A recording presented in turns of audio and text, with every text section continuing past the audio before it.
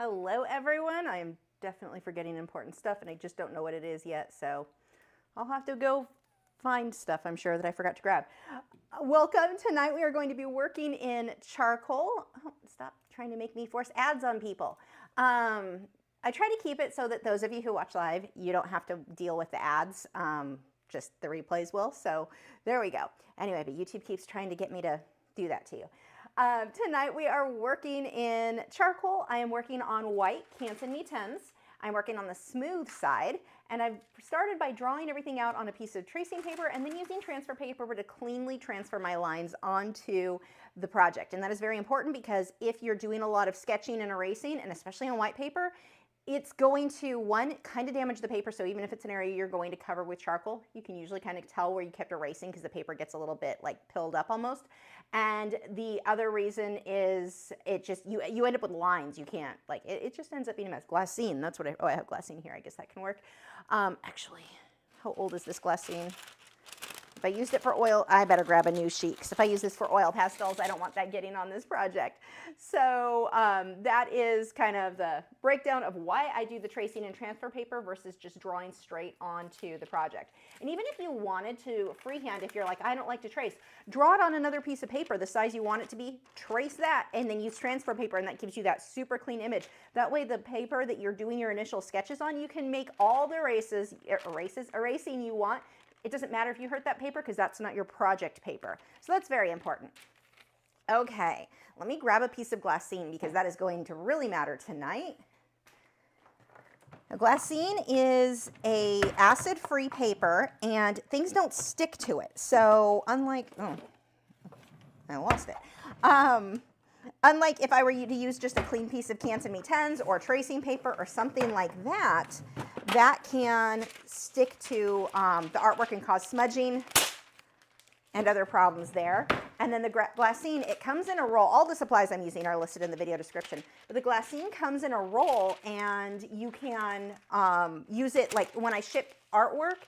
If it's something, well, oil pastels are I use this for, or if it's a painting, I'll put the glassine first, and then any cardboard that would be touching the art is no longer touching the art. The glassine is. The glassine is safe. Cardboard is not acid-free, so you can use it for a lot of different things to keep the work safe. I need some tape. I'm also going to be showing you after the live stream how, what the heck, that is not the image that I had pulled up. I'm going to be showing you how to mat the work. I'm also going to show you how I box these for shipping, which will be fun.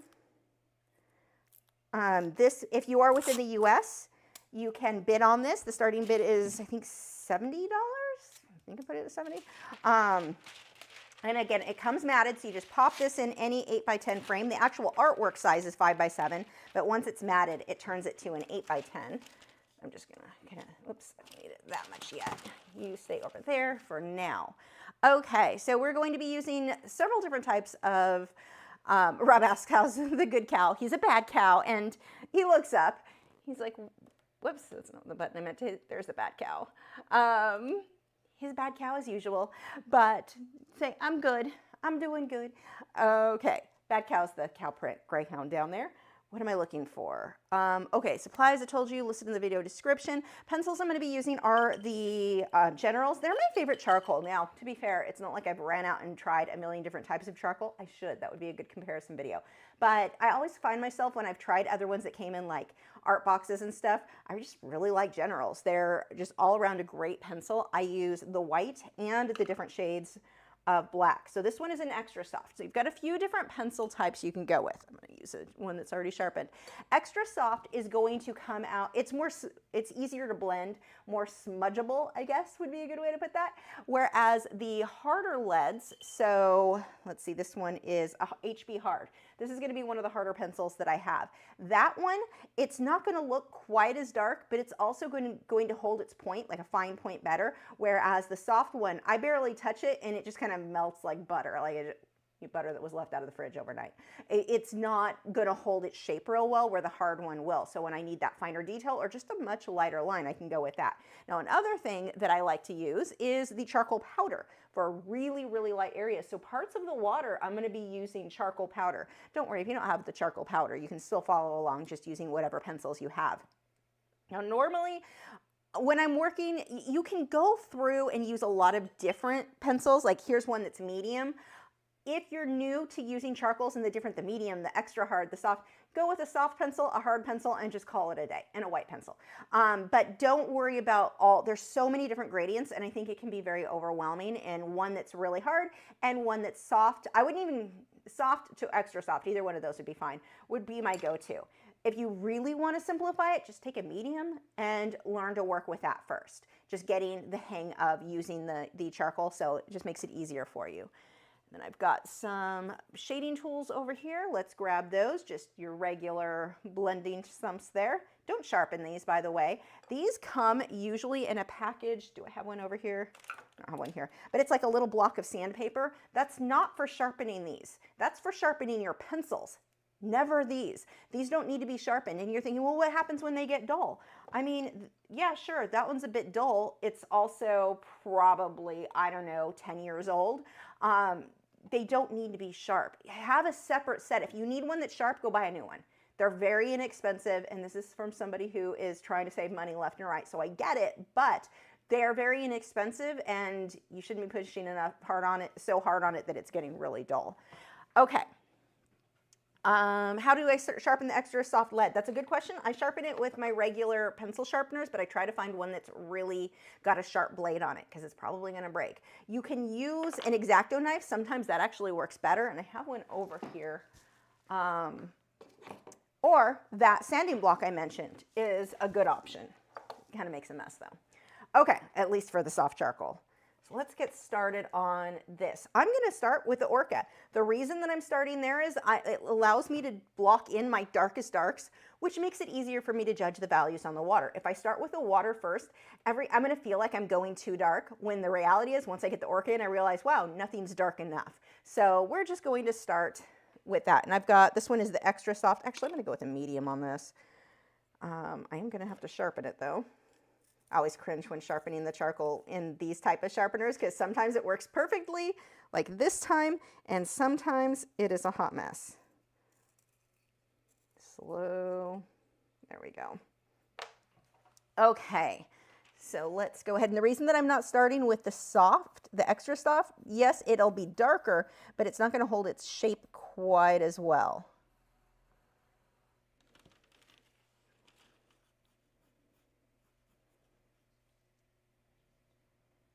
And this whole fin is pretty dark, so I can go ahead and fill that in. Now, charcoal is water soluble. You can use water over it if you need to make an edge extra clean. I'm going to go over that with the soft now, or the extra soft. Let's darken that even more. And I do not need to push very hard. I'm going to take a shading tool. Actually, let's grab a clean one, or a newer one that's in better shape than that one. There we go.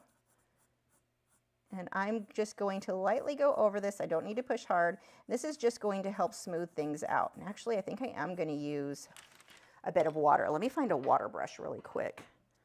Where do I have one? Should have one over here.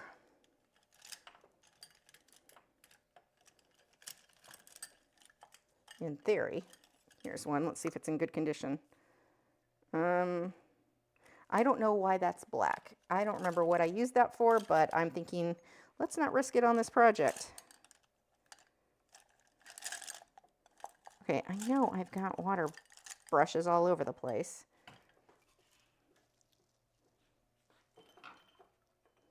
Let's check this drawer. I may just use a brush in water if I can't find one.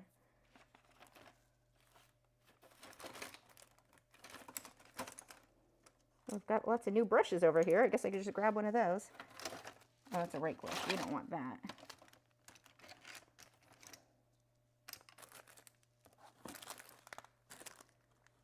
Huh, I wonder what happened to all those. This is what happens when I organize. Things do not end up where they would make sense.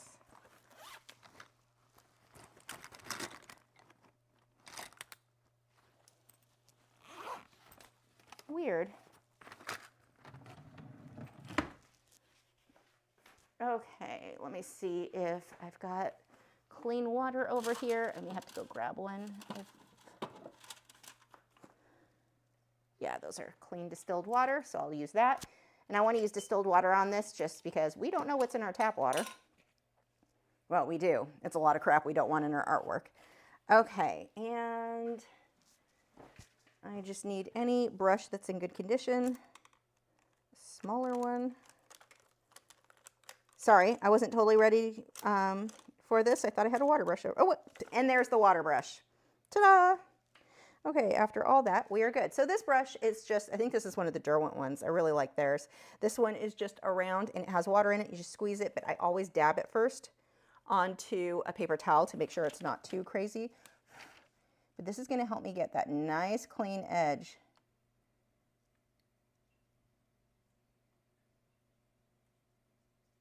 It's also going to really get that charcoal in the little crevices, but I'm going to take a hairdryer to that because that paper is going to warp like crazy.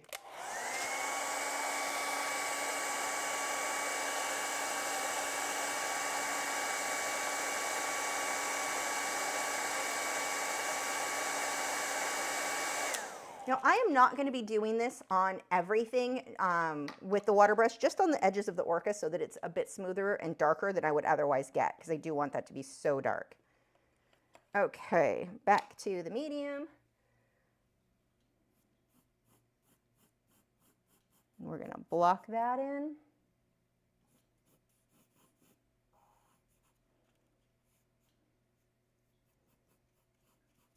I'm just going to put white over this. Oh, that is still wet. Hold on. I need that more dry.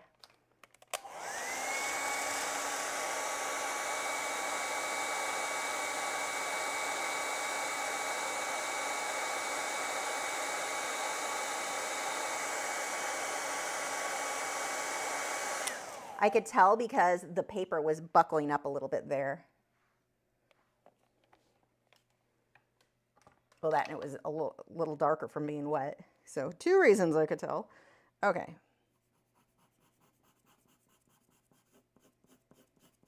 So I'm just going to fill that in.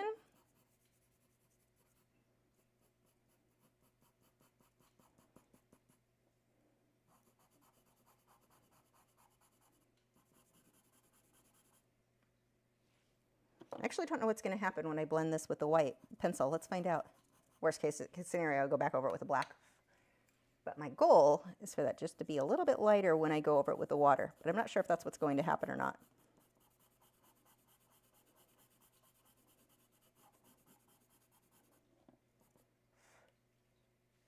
While I'm at it, let's get the water. So here, this super dark area, I'm just going side to side. Keep this mostly horizontal.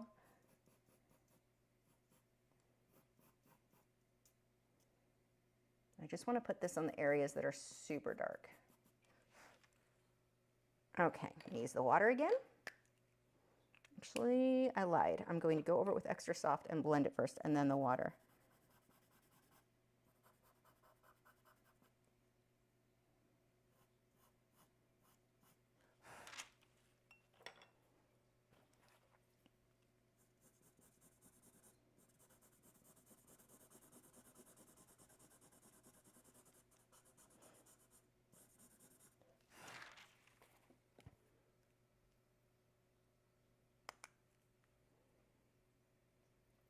Yeah, when you get it wet, it doesn't smudge quite as much as it does when it's put on dry.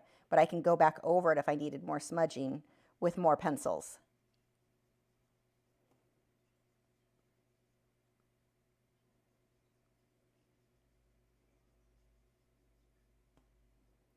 So I just want that outer edge nice and clean.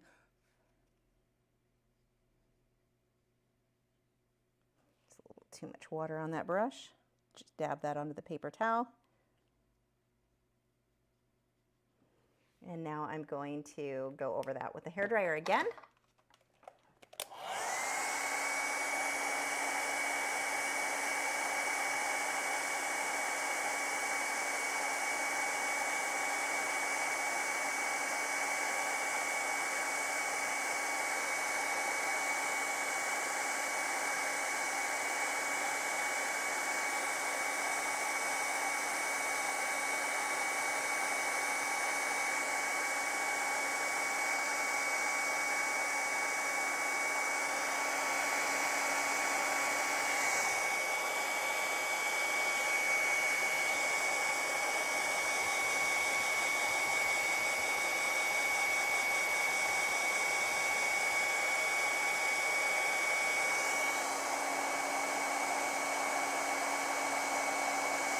The hairdryer is not just going to make the drying time speedier, it's going to make my tape melt off, but it's also going to cause the paper to dry back flat into shape. If I let this air dry, there's a very good chance it's not going to dry flat.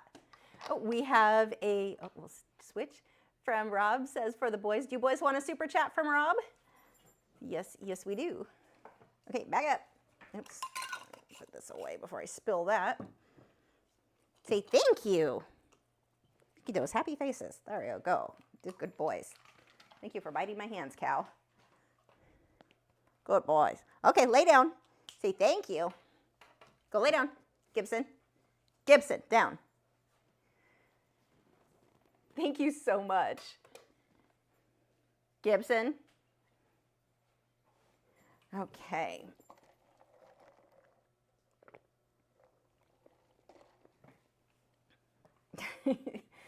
Okay, sad face because I made him lay back down.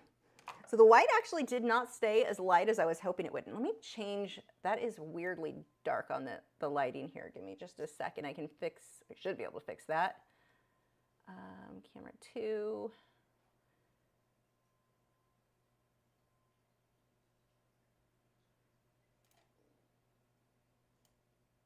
Whoop, too much. Doesn't have much of an in-between there. That's pretty close.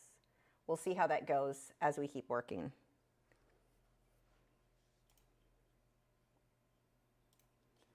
Okay.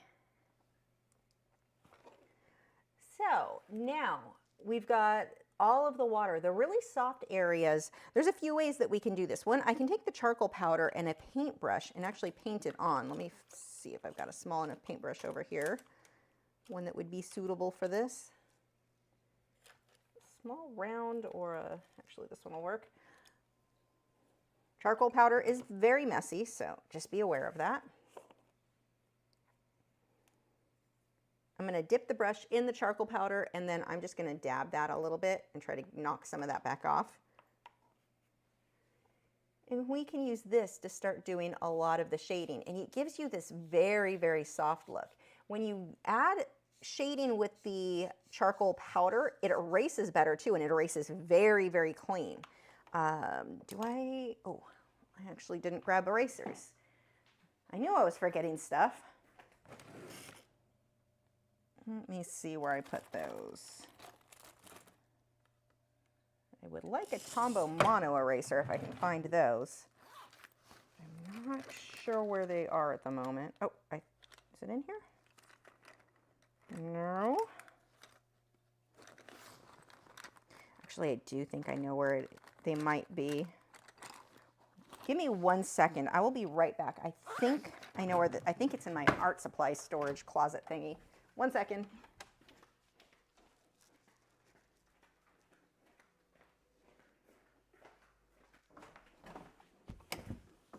Dang it.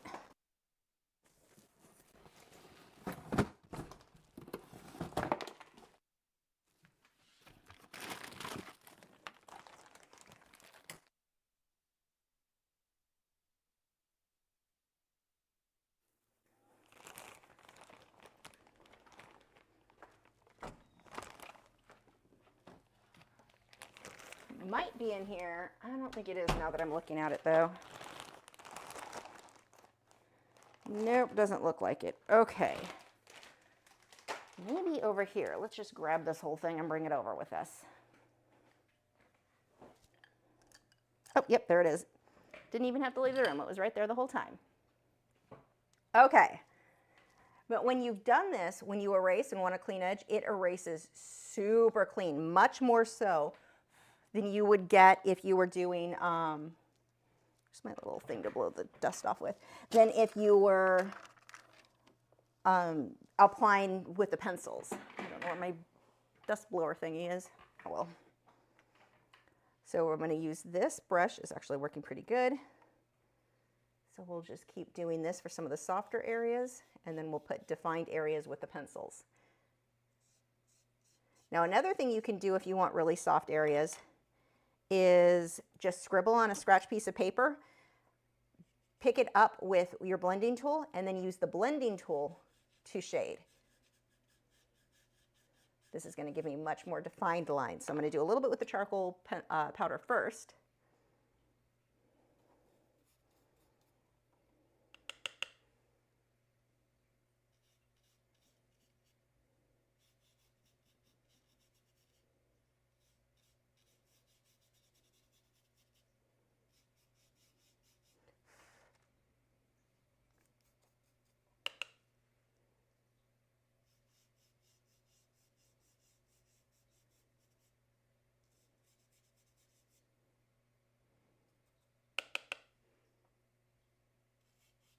Now, most of the edges of this are going to be cut off by the mat, but I'm still going to shade over those areas just so that I don't worry about any of those not showing or like having a gap.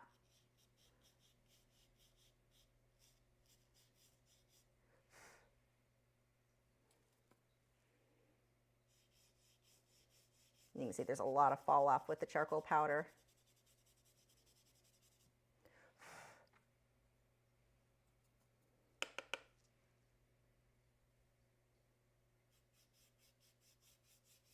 I'm going to switch to a larger brush for some of this. And these are the brushes I use for acrylic painting. I'll just rinse them and use them for acrylics again after this. This one should work okay. So just another tack-on bristled filbert.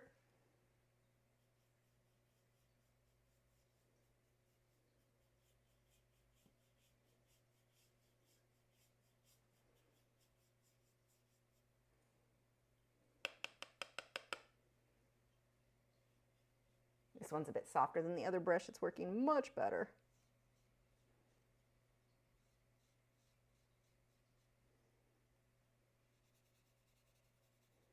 I'm being a little bit messy here just because I know I'm going to pull a bunch of this up with the eraser.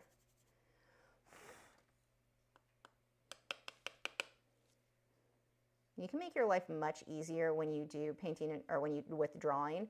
Choose sizes, know what size you want your end result to be, and have the mat ready to go that size.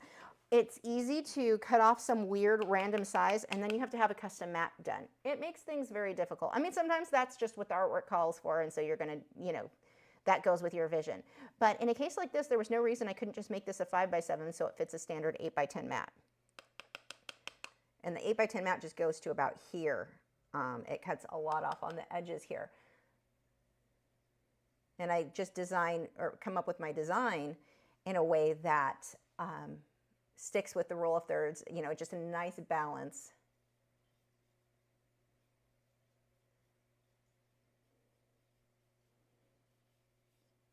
But for the 5x7, not the overall size of the paper that I'm working on, if that makes sense.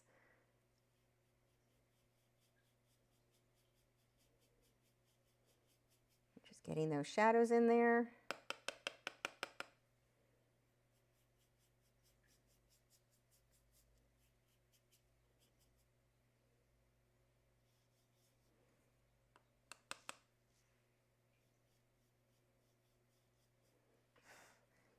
That's probably good enough for that. So I'm going to go ahead and put my charcoal powder away before I spill it and make an absolute mess. And now I'm going to be more controlled in everything else that I'm doing. So let's go with the white. Actually, we'll do some black and white. This one is the extra soft, okay?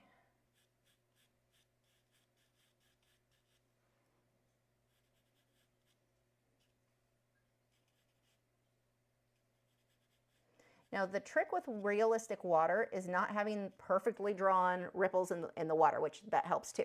But the trick is your contrast. To make it look shiny, darkest darks up against brightest lights. So let's pull some of that light out around this one.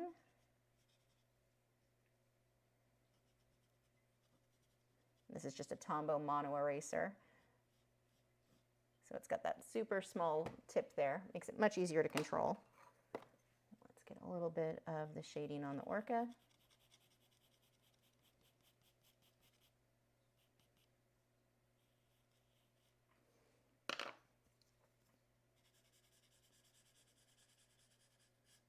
I don't like these big ones. They're very awkward. Like, they're just not comfortable to hold. I like the smaller ones much better. Oops, wrong one. Let's get a shine a little bit going across the back there. I'm gonna pull a little bit on that fin too. Not much. Now, all I'm gonna do is just pick one small area. This is the trick. Don't jump all over, like I'm gonna put a ripple here and a ripple here and a ripple here. When we get into the detail stuff, work on one little area. So I'm just gonna work right around the orca and move my way out. Actually, I need a scratch piece of paper real quick.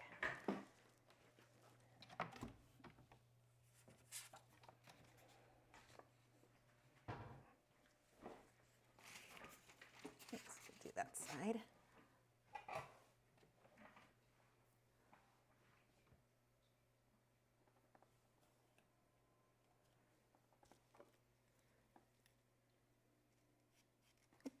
Actually, where is the hard one? That's the one that I want now. Yeah. Watch the direction that this is going to flow. Now the areas that I want white, I'm going to go ahead and pull little dots out here. Remember, we can erase really easily. We can get that paper all the way back to white where we use the charcoal powder. But if I apply with a pencil, that is not getting back to white. I can lighten it, but it's not going to go back to white. I've got teeny tiny little specks in here.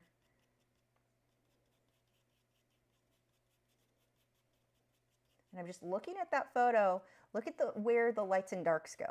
That's really what I'm focusing on right now. Just your values and abstract shapes. If you look at this as, I'm drawing water, it is not going to come out looking like water at all.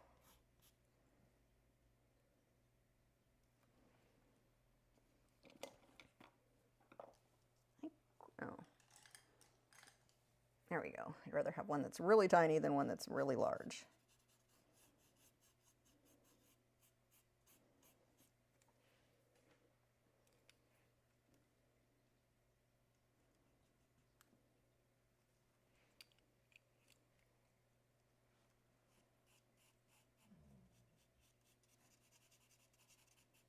And I'm not pushing very hard with this. If you push very hard, it does not smudge well at all.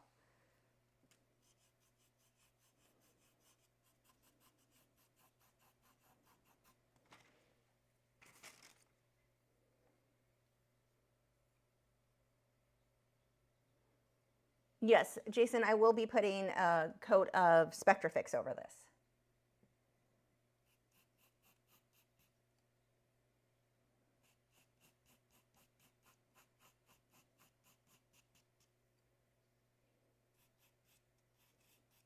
Some ripples coming right down here.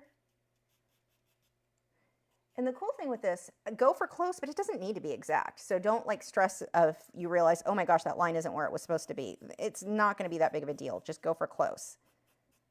It's kind of like drawing a rose. You can miss entire petals and it's still going to look like a rose.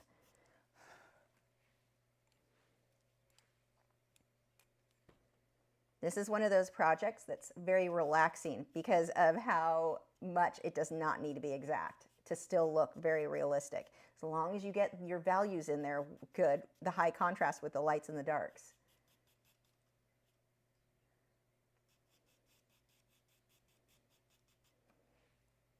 Like I was just pulling one of those lines out way further than like in the wrong location. It does not matter.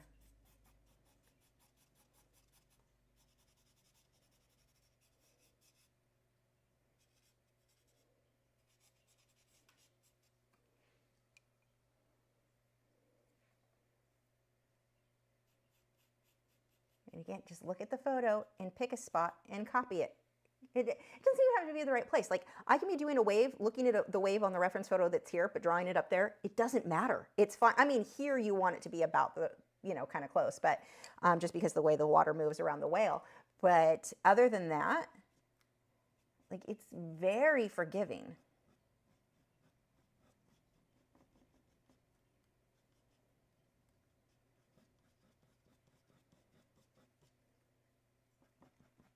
This is all getting chopped off here. I'll show you really quick. Do I have a mat over here? Where's my sample mat? I think I lost it. I did. I'll show you later then when I actually mat it. But a lot, like the mat is here. It's probably going to be about here. I'm not going to make a mark on top just in case.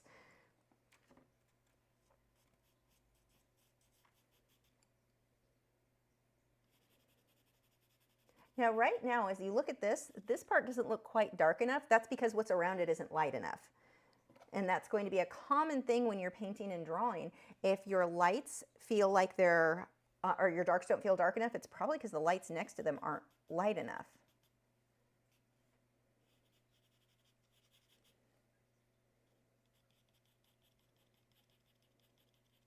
Little kind of blotches over here where the water's spilling out away from the orca. And I can use my white charcoal pencil as well, but look at how easily, like I love when you've used the charcoal powder, how much that comes up. It is very satisfying. Much more so than when you normally use an eraser and it kind of gives you the finger on lifting things.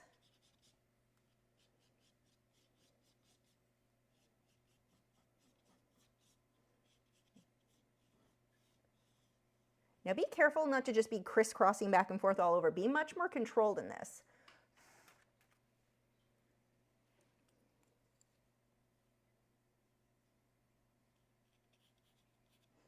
Actually, let's grab the white pencil. I need to sharpen this one.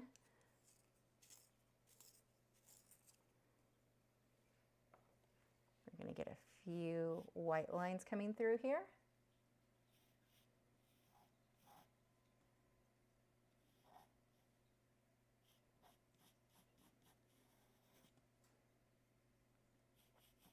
This was one of the hardest things for me to learn when I first started with art. I was mostly interested in orcas and whales and anything ocean related. That's mainly what I did. But I had a really hard time getting the water to look realistic because I was doing this sloppy, like, I was trying to be too fast. I was moving way too fast when I would draw it. Instead of slowing down and really looking at the shapes in the water, looking at my reference photo. That's the trick. Slow down, high contrast between your lights and your darks.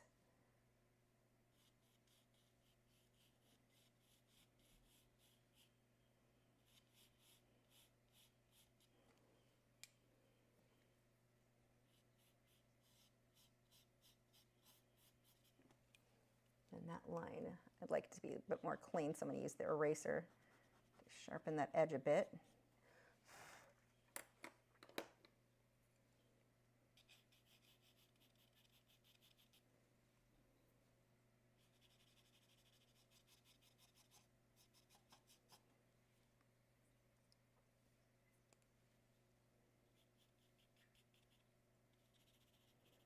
I've got a lot of little shapes in here, so I'm just going to be a little kind of quick and messy, just watching how those dot.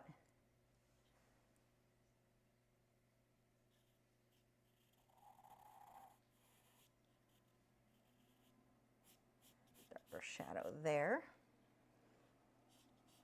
Soften that out.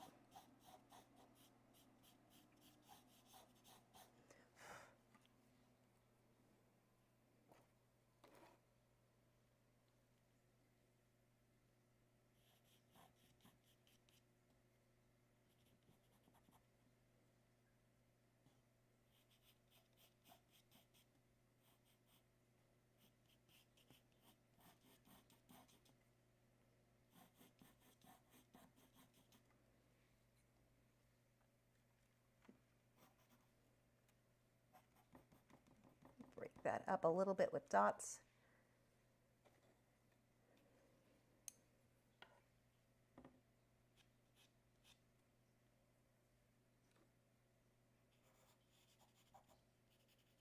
And you see what I mean by it being just a slow process, looking at that photo and copying the abstract shapes that you see.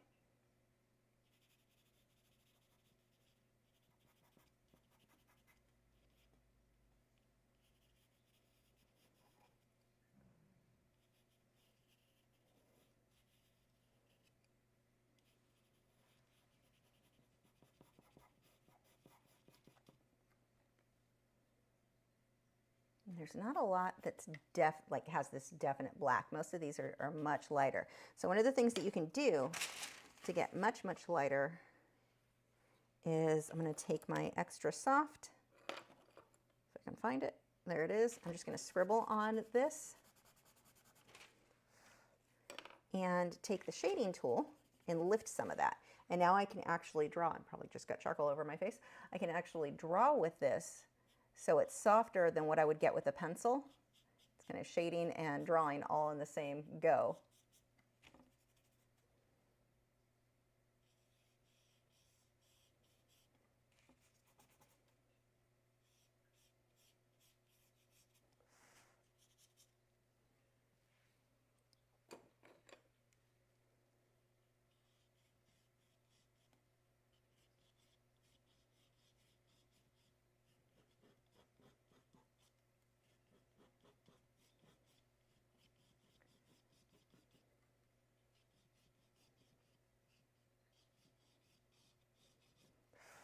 Now, do not, when you get too many shavings on there, there's a tool you can use. It's this little rocket ship looking guy. Oh, I do have it. Here we go. And I don't think it's in the video description. It might be. This is the Giotto, I think, little rockety guy. And you just squeeze it and it'll blow most of those eraser marks off. If it doesn't, you want to use a drafting brush. And I like this much better than a paintbrush. Paintbrushes are more likely to smudge, but I'm just going to lightly go over that. I'm not going to go over the orca because that's so dark. That would be even more likely to smudge, but this is how we're going to get rid of our shavings. Don't do this with your hand, and it is such a hard habit to break. I even catch myself occasionally still doing it after all these years.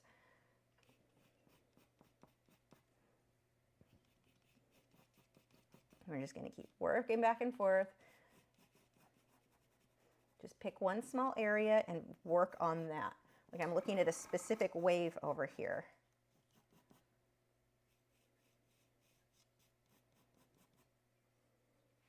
Now, as we go out further up, I'm going to do the same thing with just the shading. I'll get a lot of this off. I don't want it to be that dirty. And we'll get just the hint in the background of water. It's just going to fade out. I don't want mine nearly as defined as what the reference photo has. That's going to come about 2/3 of the way up. I'm not putting a straight line for the horizon. I just want that fading out. Now, if you look closely at the reference photo, it looks like the hint of clouds. I'm not putting that in there. I think that would look kind of weird. I like just the idea of having it fade into the white paper. And then anywhere where it was a little bit too much of a hot spot there, like right there, I can just erase it because I applied it with the shading tool and not a pencil. It'll erase really nicely. Soften where the start and stop points on those. And I want to make sure that some of these go right behind the orca's fin. I don't want to look like he has a glow going right around him.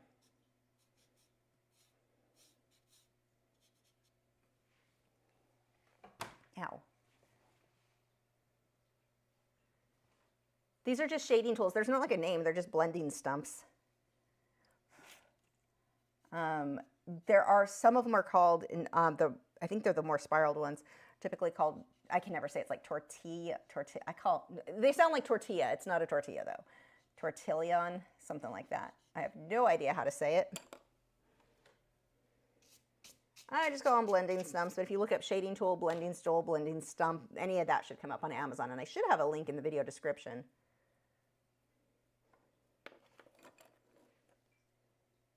Get a little bit over here that's a little bit darker.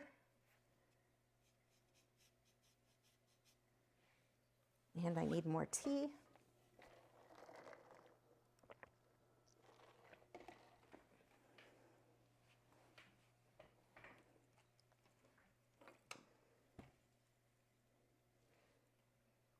Where did the hard one go?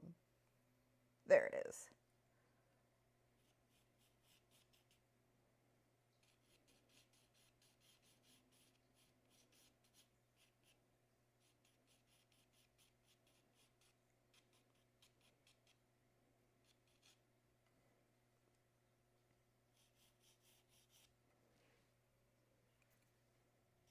Don't overblend. I'm just doing a couple of strokes there to soften those out a little bit.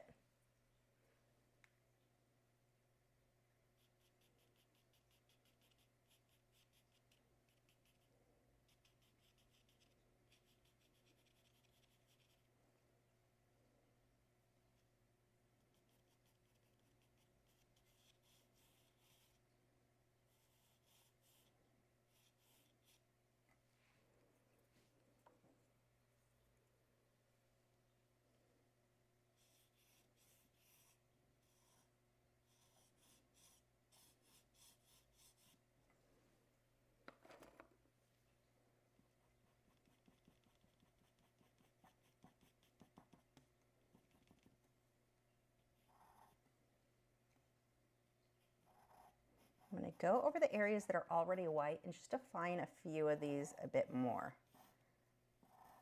And I'm pushing a lot harder with the white pencil. The white pencil is the one that I typically will add more pressure to.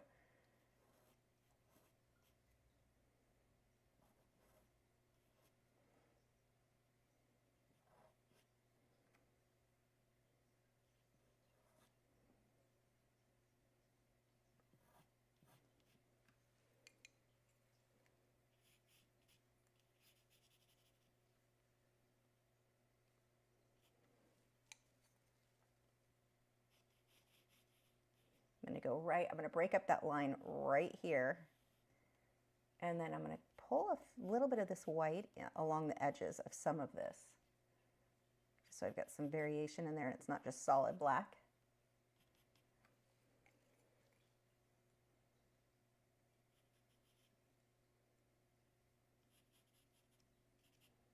I'm going to pull this one out a bit more. A lot of what I'm doing at this point is working with the shapes I already have. Does that mean the shapes are correct? Absolutely not. It's just what's there, what I've kind of sketched in, and I'm working with those. Welcome, I'm not going to butcher your last name. Welcome to Patreon.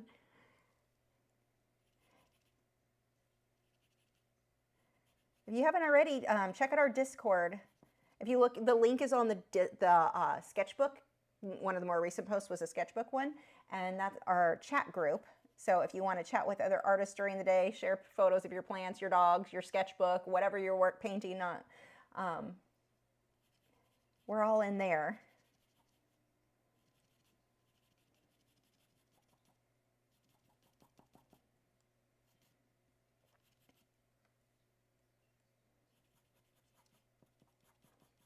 I mean, you don't have to. You can just follow along with the lessons. But if you want to chat with all the other artists throughout the day, check out Discord. It's included with your membership.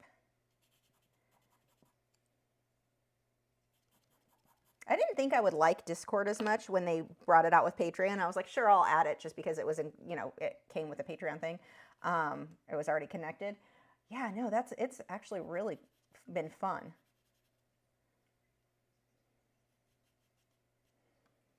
I like it better than we used to, you know, have Facebook and stuff to chat with, but not as many people use Facebook, including myself, very much anymore. So it's just a nice way to stay connected with everyone during the day or night, whatever, the week.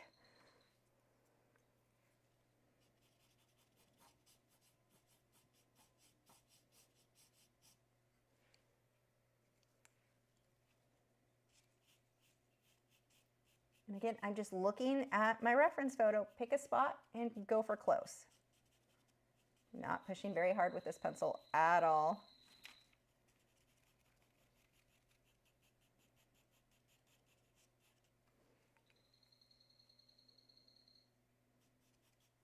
If you're in the US and you want to bid on this guy, the starting bid, if I did my job right, is $70.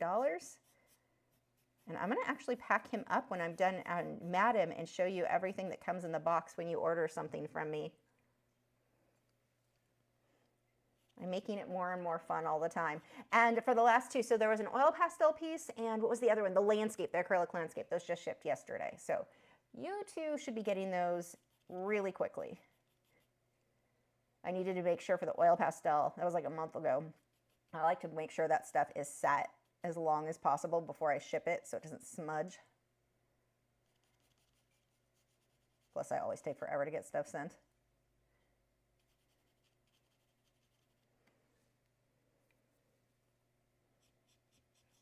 I just keep adding smaller and smaller detail within what I already have built up now. And the big thing is just contrast. Just you have that in your head constantly. Bright brights, or bright, the lightest, what? Words. Bright brights, dark darks. That's what I was trying to say. And this is all off paper, so you're not going to see any of that. There's no reason to spend. This comes right to about there. We'll just put a little bit just for where it fades out, or gets cut off by the mat, I mean.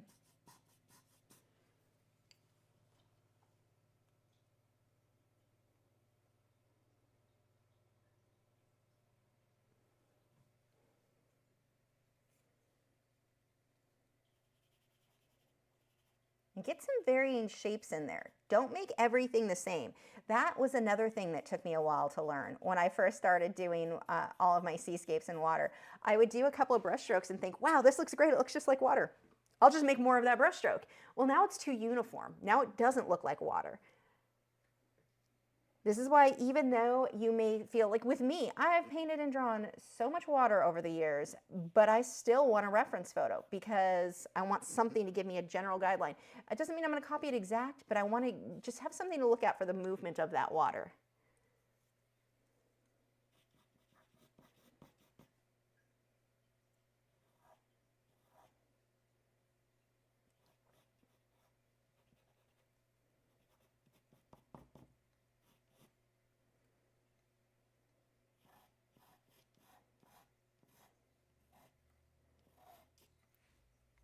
Off to the side, we definitely need to get a little bit more with the darks, defining a few of these better. For some reason, whenever when I'm drawing and I'm not pushing very hard, I feel like I need to use like a quiet voice. So if you can't hear me, I can't get my brain to stop doing that. When I'm using a light hand or trying to do tiny details, like I start talking really quiet. I can't get myself, I'm aware I do it and I'm aware that it's bad for the live stream. I can't get myself to stop doing that.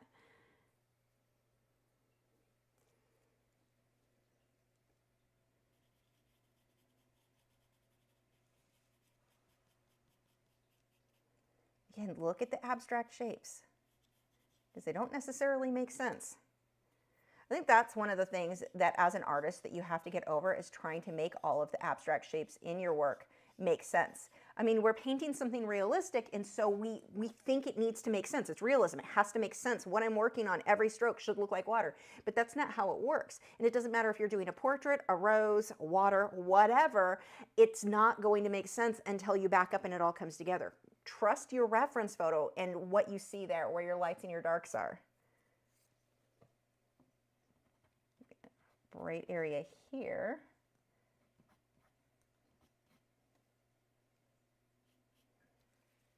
And of course, this being fairly small, that's going to limit how much detail we're going to get in here too. If you like something that is super detailed, work larger. I think, was it Deb, I think, had asked about the cardinal painting that we just have over, the one that went up on Patreon, both part 1 and part 2 just went up this week. If that could be done as an 11 by 14. Mine's done as a 24 by 30. I would probably not do it smaller than an 18 by 24 and expect to get even close to that much detail in it. The bigger you go, the more room you have for detail. Also, this is a good place to stop. We've got from Patty. She said, the boys have been so patient waiting for a treat. Is this true? Are you two being patient? Gibson's looking at me. You want a super chat? Patty sent you a super chat. Come on. Come get your super chat. Come on. Come on, lazy cow. Say thank you. There's their faces. They're very dark. I need to figure out a better way so you guys can see their cute faces when they get their treats. Good boys. Thank you so much, Patty. Okay, go lay down. Down, down, down. Don't give me sad cow eyes. Lay down. Gibson, down.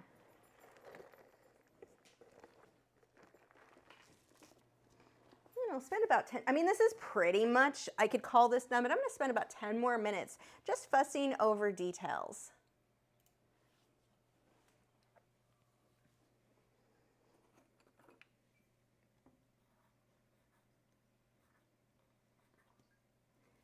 Make some of these lights a little lighter, some of the darks a little darker. I can do some of the shading with this.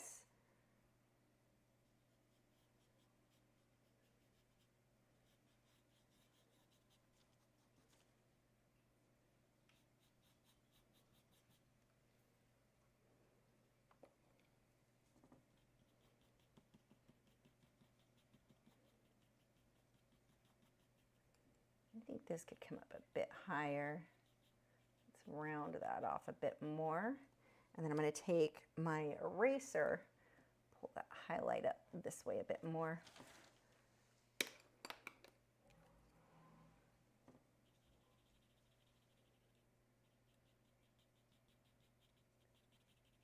This is just the inside where it's a little bit of a wave.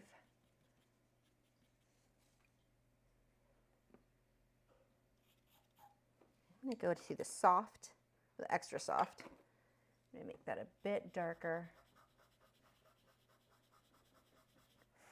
Now I'm pushing a little bit harder. And I don't need to blend that out. It's already really smooth because we put the water, we blended with the water before, so there's no white of the paper showing through, so we're not going to get that grainy, gritty look. I'm just going to use this for a couple of spots that we want a little bit darker.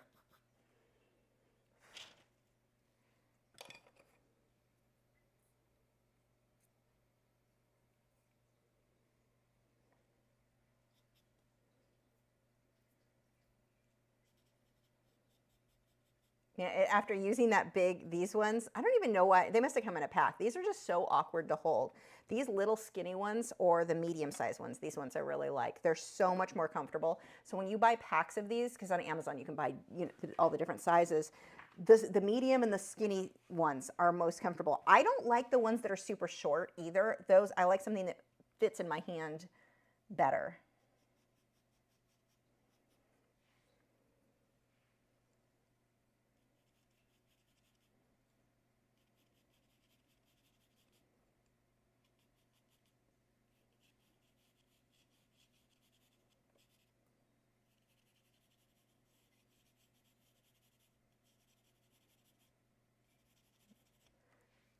And all these little details, they don't look like much when you just do one, but when they all come together, it makes a big difference when you just spend a little bit more time on the work. That was one of the things too, and when I first started with pet portraits especially, I was just doing quick sketches of people's dogs and selling them, I'd spend 45 minutes, sell them for $45, which was fine, but they weren't as realistic as what I really liked. And I remember looking at another artist, and I think she was a pastel artist, found her randomly on the internet, and this would have been back in like 2005. Her work was so realistic. I mean, it looked like a photograph, and it was like, that's what I want mine to look like. And I made the decision right there, okay, that's my goal now. Like, I didn't really have a goal initially. It was like just doing a sketch of someone's dog. Now when I saw that, I was like, that's what I want to do. So the thing that I did different, that night and day difference, so that mine now looked like a photograph, more time. So where I was spending 45 minutes or so, what if I spent 8 hours? And that, oh my gosh, the difference was huge. I mean, overnight, the difference was huge. It wasn't like I suddenly gained talent I didn't have before. It was that I put the necessary time in, and that is what made the difference in my work. Slowing down. I mean, even right now, look how much time I've spent fussing over the whale was easy. And you look at something like this and think that the whale's the part that's going to take so long. No, that part's quick. It's all of the little detail in the water that brings everything together. But I had to spend time, a lot more time. And this is small, so I can do it quickly. But if I was doing like something larger, I might spend 8 hours just to get all the little details in the water.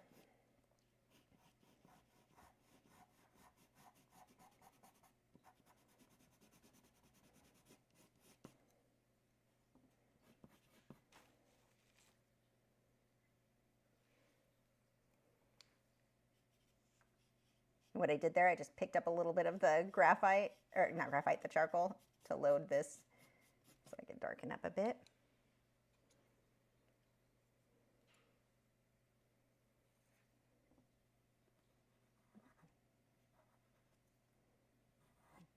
And I like to put white right up against the darker colors, just kind of outline that so you get a bit of a ring around it. I'm going to sharpen this pencil.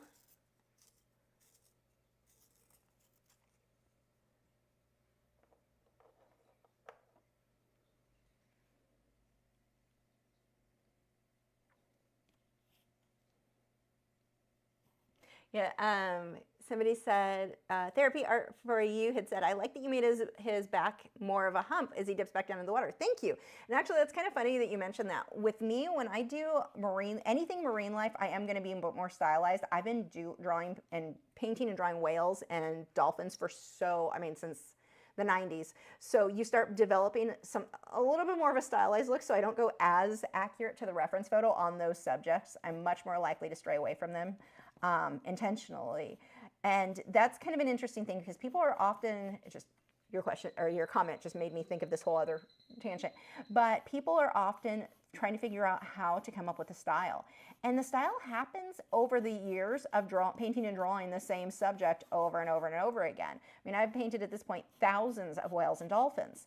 And so you just naturally start finding things that you like the look of better. I might over-exaggerate the eyes on a subject. I might make it a little bit more bold on the color just because that's how I like drawing tigers, or that's how I like drawing flamingos because I've done so many, that sort of thing. So it's kind of an interesting thing that over time, that is how you develop style, is by painting and drawing more. And experimenting with different styles. So if you see something that an artist did and you thought it looked neat, try it, because you may take a little bit of their style and a little bit of this style and a little bit of that, and that all meshes together to make yours, but you don't get there until you've painted and drawn a lot of different things.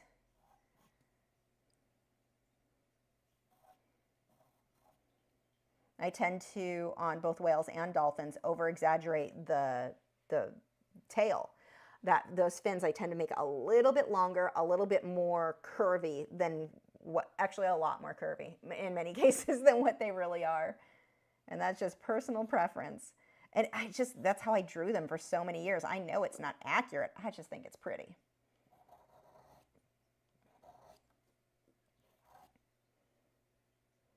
But this is how to do the realistic water. My biggest tip for you, slow down and high contrast between the lights and the darks. I want my white right up, actually touching the black so that looks shiny. And it's not, I mean, you can see that on the reference photo. This reference photo, by the way, if you're drawing with me, go download that over at Patreon. You do not need to be a member. That's uploaded there for you for free. Grab that so you can see what we're looking at. I'm not exact. I don't need to be exact. I need to be kind of close on the movement of the water, but make sure those lights are light enough, darks are dark enough. I can even soften some of this out a little bit with the white pencil. This is pretty. If this doesn't sell, I'm pretty sure I'm keeping this and putting it on my own wall. Or at least it'll be on my wall until it does sell. I love black and white.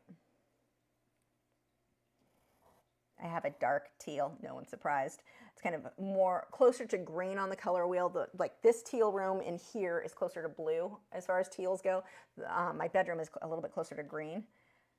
This would be very pretty in there because I've got all black and white paintings hanging on, black and white on a colored wall, any color. Looks so good.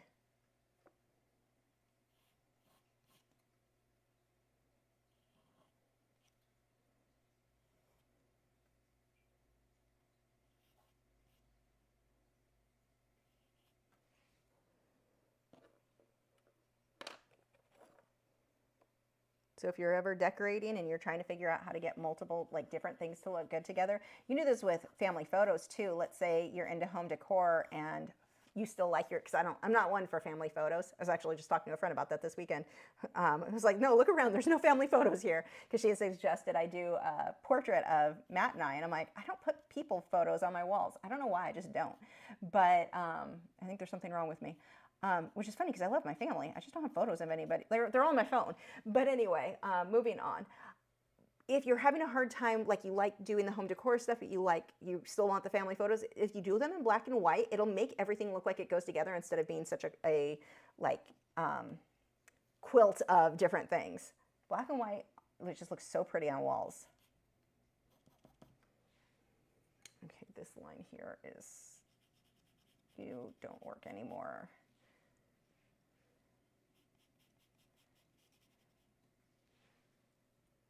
And I think we're about done.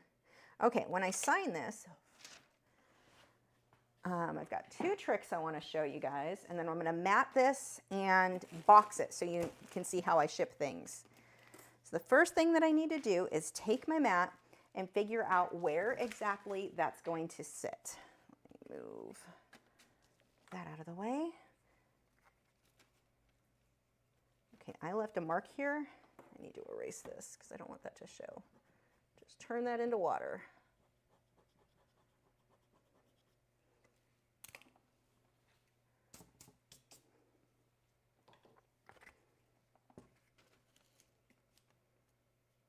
It's going to be about like that. And I'm going to use the hard lead. I'm going to sign over here.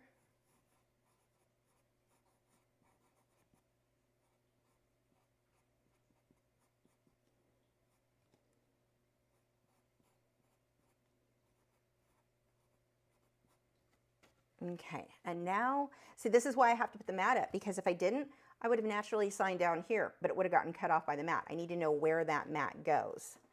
Oh, look how pretty that looks matted. Oh, this looks so good. Okay. And now I'm going to take my Spectrafix and lightly go over it. But I do not want to get Spectrafix up here, because if it leaves a dot or splatters weird, it's going to be a little bit annoying to try to hide. So what I'm going to do in this case, because I want that white of the paper to stay white without any potential splatters, we're just going to cover the upper section of this. So any splatters, there's going to be less of.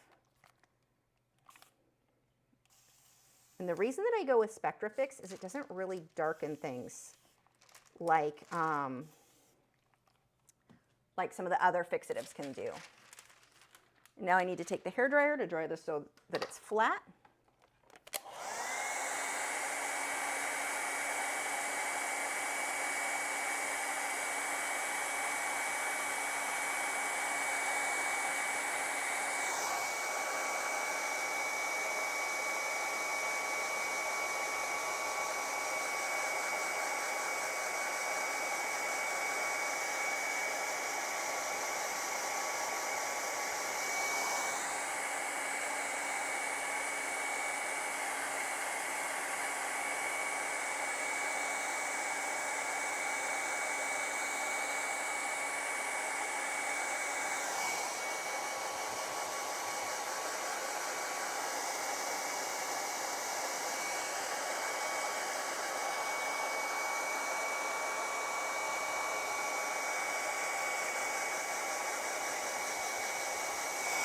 Okay, now I'm going to show you how I mat these and then how I box things that I'm going to ship.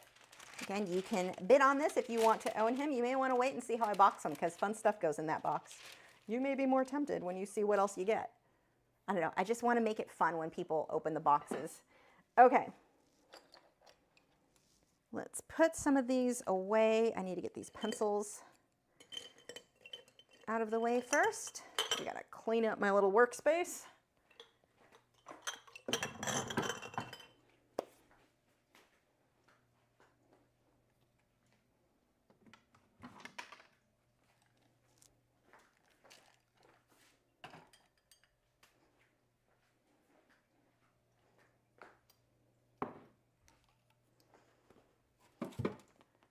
Okay.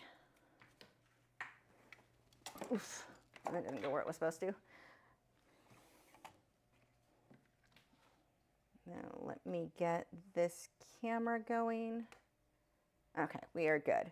So the first thing that I'm going to do, my paper is actually still warm from the hairdryer, but if it's not, if this has been sitting for a while, take a hairdryer to it. It's going to help the tape to let go without ripping the paper. And I want to pull away, always away from the artwork. Never, never under any circumstance pull up into. So like don't pull down this way, because see, I don't know if you can see this corner, see that little white dot right there? That is the paper. pull away, because if it starts to rip the paper, you want it to rip on the part that's going to be covered by the mat. Ask me how I found that out. Always, always pull away and pull slowly. This is not a Band-Aid. Fast is not good. The faster you rip, the more likely you are to rip the paper. Or even if the paper starts to rip, if you're going slow, you can easily stop and take the hairdryer to it to loosen up the adhesive on the tape more. There we go. Oh, I love how this came out. Okay. So first, I want to line this up however I want it to be.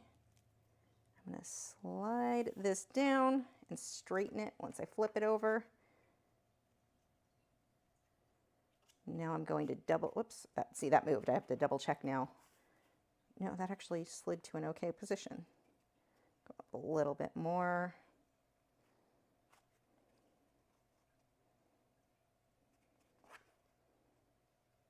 Okay.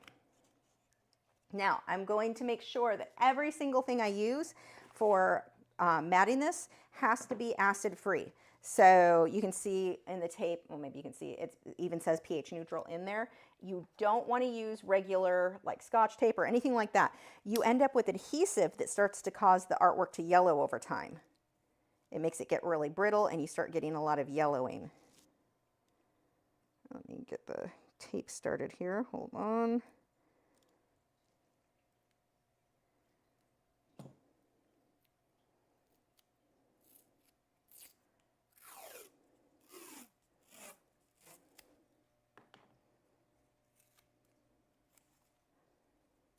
And I'm just going to go around the edges,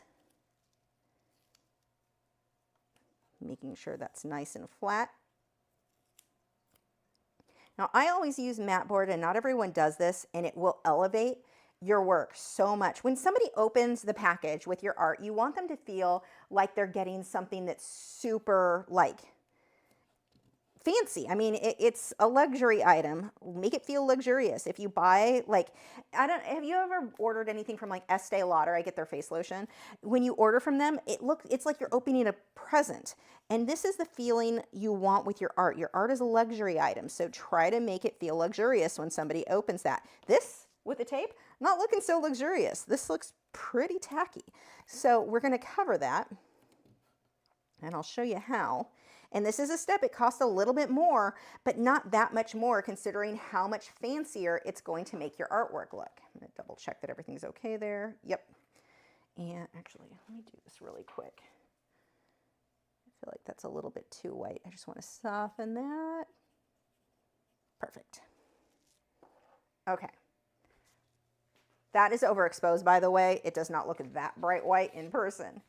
So the next step, this is the part that costs a little bit more to get the backing, get the mat, but also buy the backing. I get mine from Golden State Art. You can order on Amazon. Link is in the video description.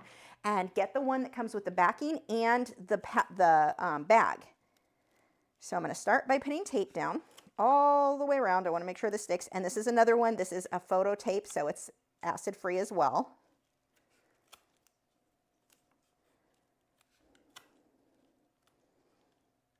But so many artists, and I get it because it's a lot cheaper, but remember, you've got a luxury item. Treat your customers like they're buying a luxury item. I've seen where people, actually I've bought artwork before where it's just like stuck in cardboard, and like it's not even in glassine, it's just stuck in cardboard and mailed in an envelope, and it's like, wow, really? Okay, so I guess that's happening. I'm gonna pull these corners off. Watching people lift tape, super exciting, I know. I'll probably have to change cameras up a bit just to show you how I package the art. And that's another thing that over the years I've been kind of adjusting how I do this, how I package the art. So I started including cute little fun freebies because I ordered something from an artist. It was like an acrylic pour type thing of an ocean. Mermaid Trash, if you look her up on Instagram. I ordered something from her and it was so fun because she had like a little coaster that had a whale on it. It was something super cheap that I'm sure came from like Temu or something. But I use that thing all the time. She had that, she had stickers, she had like just little stuff like that. And those little freebies, those little gifts just made the whole thing feel so much more fun. Everything was wrapped in tissue paper. I'm gonna line those up and go ahead and push down on that. But it was really fun to open. And so that's the experience that I've been trying to more recently create. Oh, this looks so good. Let me show you again on the other easel. Actually, I'll show you on this one. There we go. That is going to look so pretty on my wall if somebody else does not bid on this. So if you want an original drawing, $70. Link is in the video description. Anyway, let's go back to packaging this. Whoops, wrong one, that one. But yeah, I want to try to make this feel, and so some of you who have gotten stuff from me in the past and you're thinking, well, I didn't get anything like that from you. Yeah, I'm working on it. I've been improving as time goes on, and I'll show you what people are currently getting in my boxes.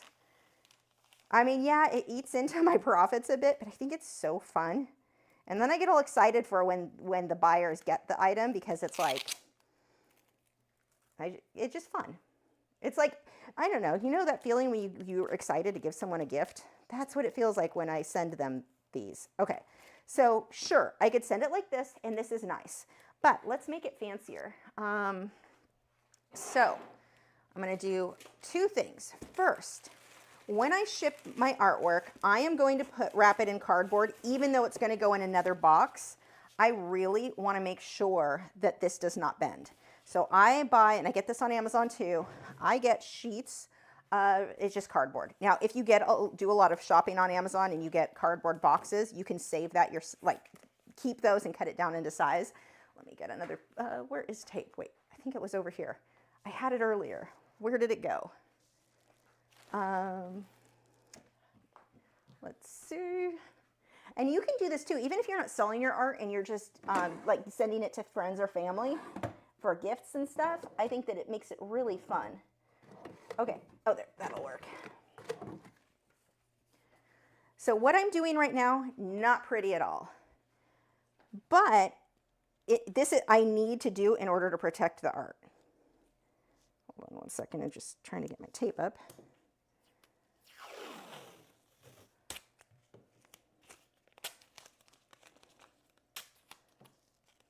I'm just going to use regular painter's tape because it's cheaper than the acid-free stuff.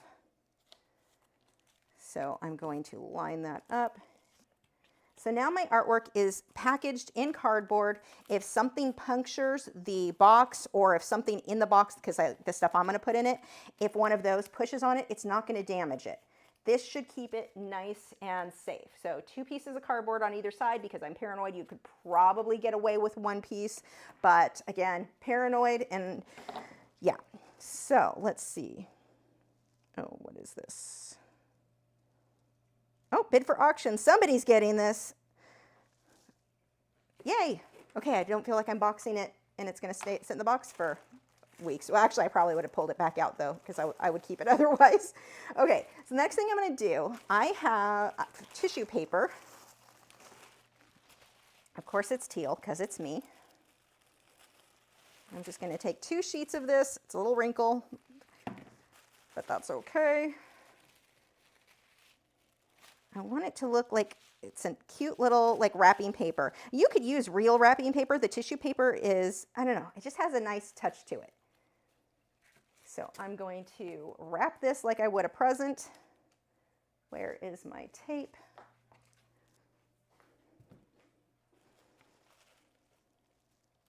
Because if I just put this in the box and you open it, I mean, it's fine, but it's just, I don't know, it doesn't feel like you're getting a present. I want you to feel like it's your birthday. So we're just going to wrap that. Let me move this up a little bit. Hold on one second. I need to adjust the camera because when I get to the box, it's going to need to be widened up some.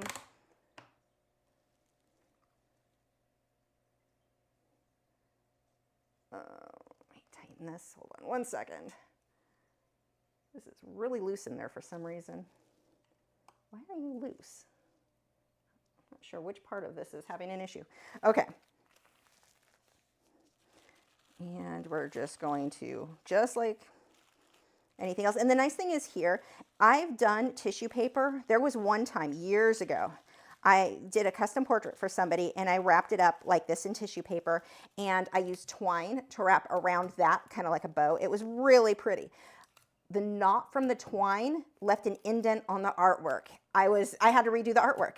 So my attempts to try to make it look nice and pretty and cute, yeah, that was, it sucked because I had to start over, and that was not fun. But so make sure, like in this case, I've got that cardboard in there, so it shouldn't get dented by anything I put in here, and keep that in mind when you're making things all nice and cutesy. Can you tell I'm tape happy? All the tape. Okay, next, I'm going to put this to the side. If you have art questions, you can send those in now. I'll be answering those once I'm done with all of this. So next, I got these boxes at Amazon. Let me show you what they come in looking like. So they're just these little flat boxes. The thing is, they're flimsy. So I want to make sure that they're packed in there really, really well, because even though I say they're flimsy, so far, oops, wrong one. So far, everything has gotten to everyone okay. I haven't had any complaints, but I don't know, I just don't completely trust it. So I do a two-part thing with the work. I'll show you how I get these packed. You want to make sure there's no extra air at all, or no gap, because if, hold on, actually, let me get this together and it'll make more sense.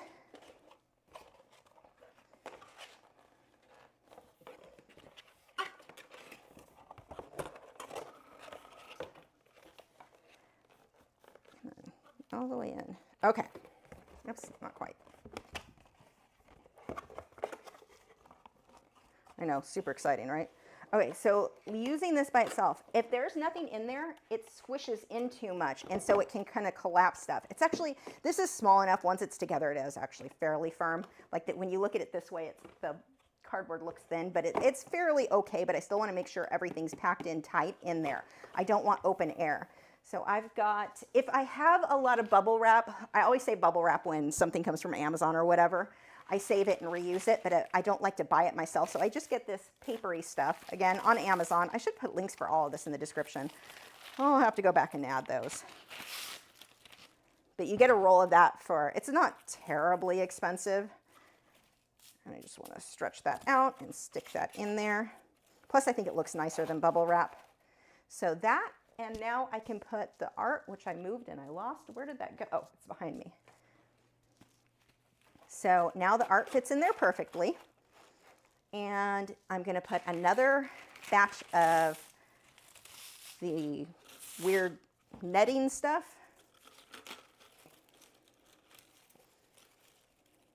You could crinkle this up a lot better than what I do. I just don't need that much space. And now this is where it starts getting even more fun. I'm going to take a card. I know I brought one in here. Where did I put it? I need to find the card. Here it is. Nope. Yep. So here's a card with one of my paintings on it, and I need a pen. Do I have one in here? Probably not. Maybe I will use a colored pencil. Colored pencil it is. You are getting chrome oxide green. So I put a little thank you note.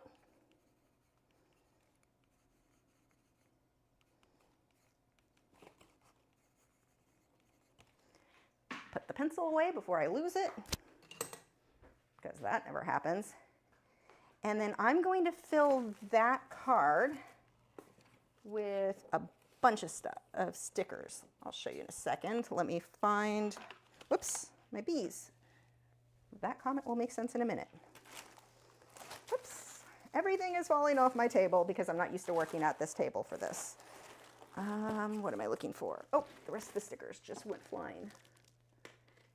These two, crap, did it fall behind? I think it did. Oh no, here it is. Okay, I lost the magnet. There's the magnet.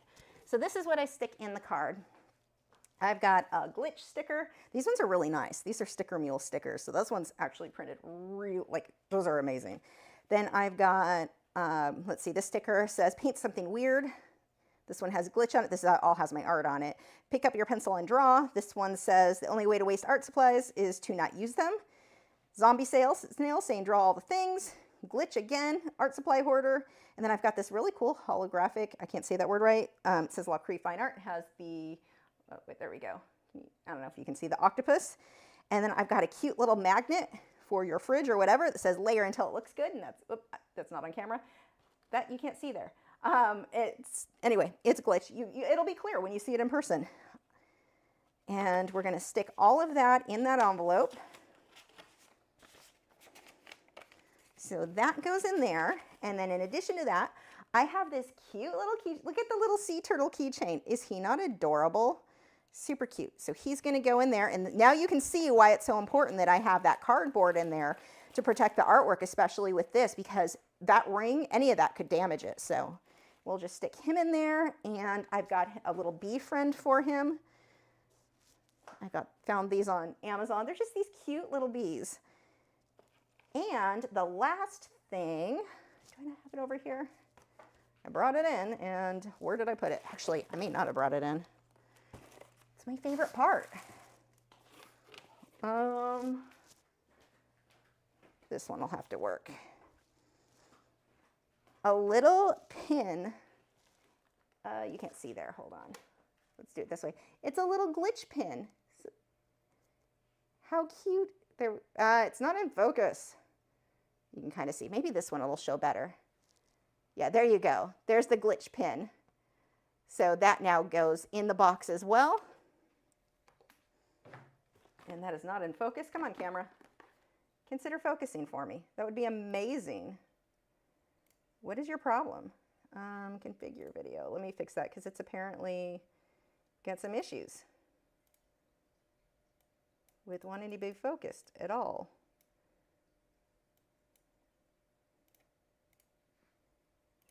There we go. Okay, so there I put the little glitch pin in there. Now I'm going to box that, close that up. Now I originally planned on shipping these boxes just as is. Then I got paranoid because I was worried, what if it bursts open? So once that's closed, you can see I've got it, it is tight, so I don't have that gap that I was worried about. So what I do next, besides taping that closed so it doesn't pop back open,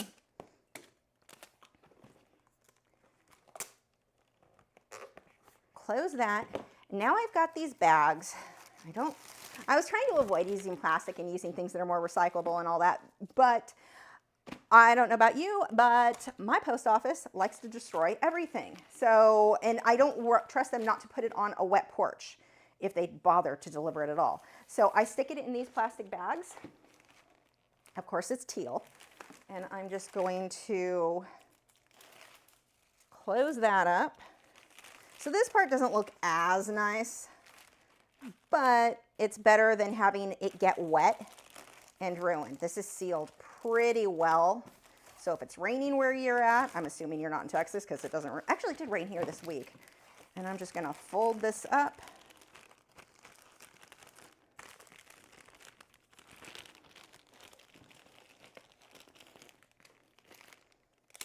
But now it's protected from water pretty well. I mean, I don't know how long it could be submerged, but the average like light rain, it should be protected. I'll do the corners as well.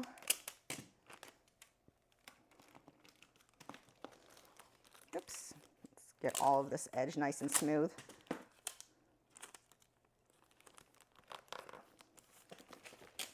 Oh, you're stuck. Why are you stuck? Don't be stuck. So all of the stuff that I added in there, I mean, I collect it. I get stuff when it's on sale. I try not to pay full price for stuff if I can avoid it because we all know this economy is terrible. Good luck buying groceries. So I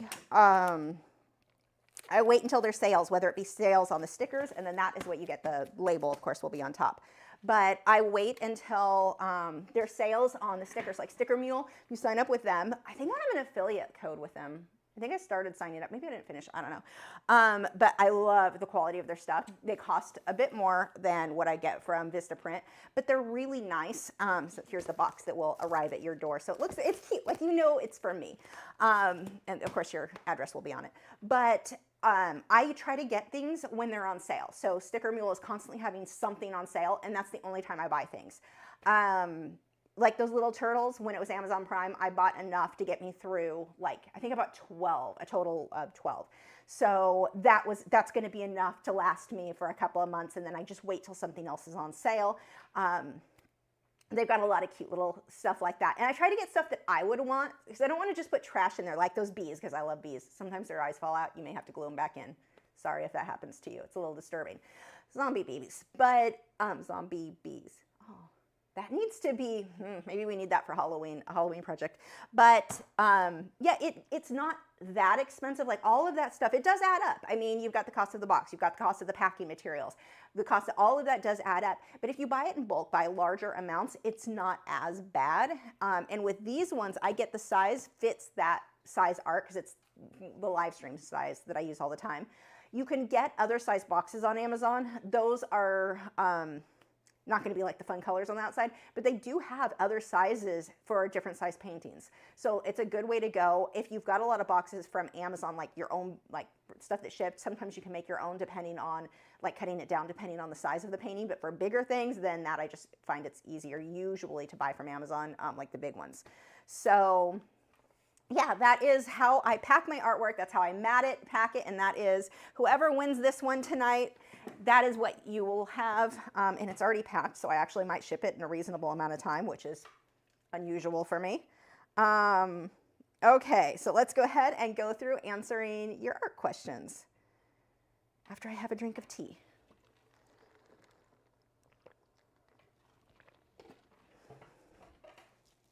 Okay.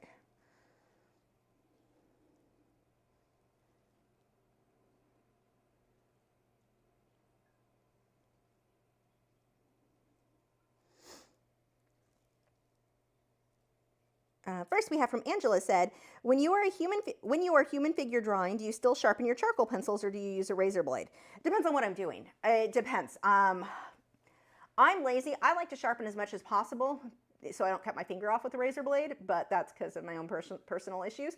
But I'm very clumsy. Ask me, put something anywhere near me and I'll knock it over, I promise. So yeah, that's it. Depends on what I'm doing. I almost always try the sharpener first, and if it breaks, then I switch over to the razor blade like a responsible artist.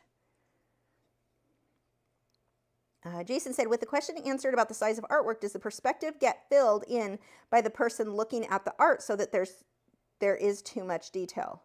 So that I think that there's a typo in there somewhere.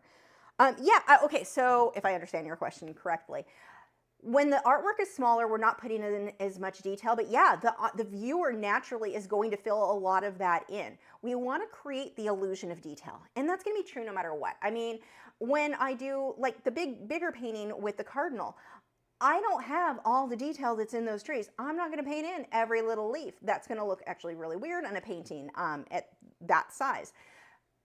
You create the illusion of detail with your lighting, with your perspective, and by putting in some detail, not all of it. Yeah, the viewer is naturally going to fill in what isn't there, like what's not actually there.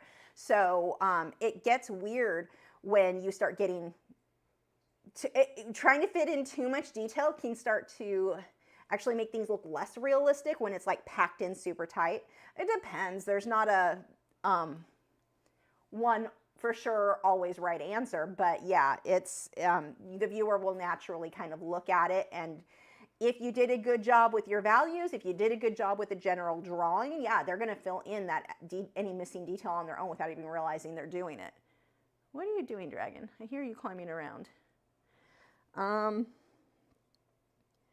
Frida said, what breed are your dogs? Italian Greyhounds? No, these are full-size Greyhounds. They're retired, well, they're failures from racing school.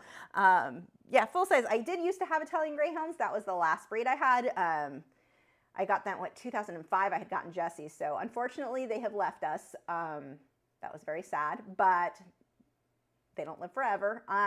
So yeah, these are full-size Greyhounds. Big boys. Jen said, how do you decide when to use the white charcoal pencil versus the eraser?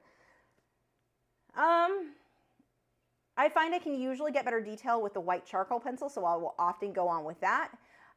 Sometimes if you get a lot of charcoal on the paper and you're going through with the eraser, it ends up smudging more than removing, and it just depends on how much I have layered. If you noticed, initially I used the eraser more because I was mostly going against the areas where I had just done the charcoal powder. But as I built up with more and more and more of the pencil, then the eraser is not going to erase back to clean white paper. The white charcoal pencil will make the paper pretty white. It'll go pretty light considering what I had on at that point. So that's where towards the end, you notice I mainly used the pencil versus the eraser. Brittany said, did you use a Tombow mono eraser? I did. If yes, was it the square or the circle type? This one was the circle type. Monica said, hi Lisa, what are your thoughts on the new Canson MeTense velvet pastel paper? I have not seen it. I'm not sure here on that one. I'll have to try it. 1SGWW said, can you please do a Patreon on skin tones of people of color in Inktense? I won't do Inktense for portraits. I don't think it's a good medium for portraits, honestly. Like, there are so many other mediums I work in and that I teach that are so great for portraits. Inktense is just, I'm not saying it can't be done. I think it's going to look like crap if I do it. Like, I just don't think I would do it. The way that I paint with Inktense and how it dries, I'm not going to get the results I want. Again, not saying it can't be done, but for the way that I work is not. So unfortunately, that's going to be, normally I say yes to every, like, different lessons for Patreon. That's not one I would do though. Colored pencil. Yeah, you said Inktense and colored pencil. See, I don't even like Inktense and colored pencil together. Colored pencil doesn't stick well to Inktense. I like Inktense blocks and Inktense pencils, but not Inktense and colored pencil. I've done it occasionally. They don't stick well. Like, it's just not my favorite way to work with Inktense.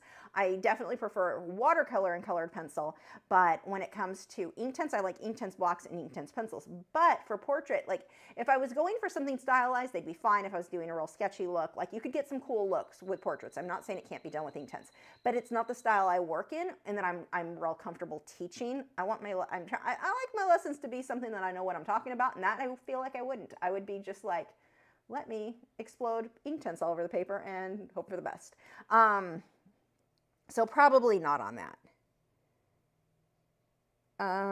Patty said, I tried the Hummingbird watercolor and colored pencil. I could not get the white colored pencil to be bright enough around the eye. What do you suggest? Since you've already put the white on there, go around the edges of the white and make it darker, and it'll make the white look whiter. But if you hadn't already done the white with the pencil, I would say you could use like a white gouache or the where is it? I have it somewhere. Here it is. The let go of me. The Dr.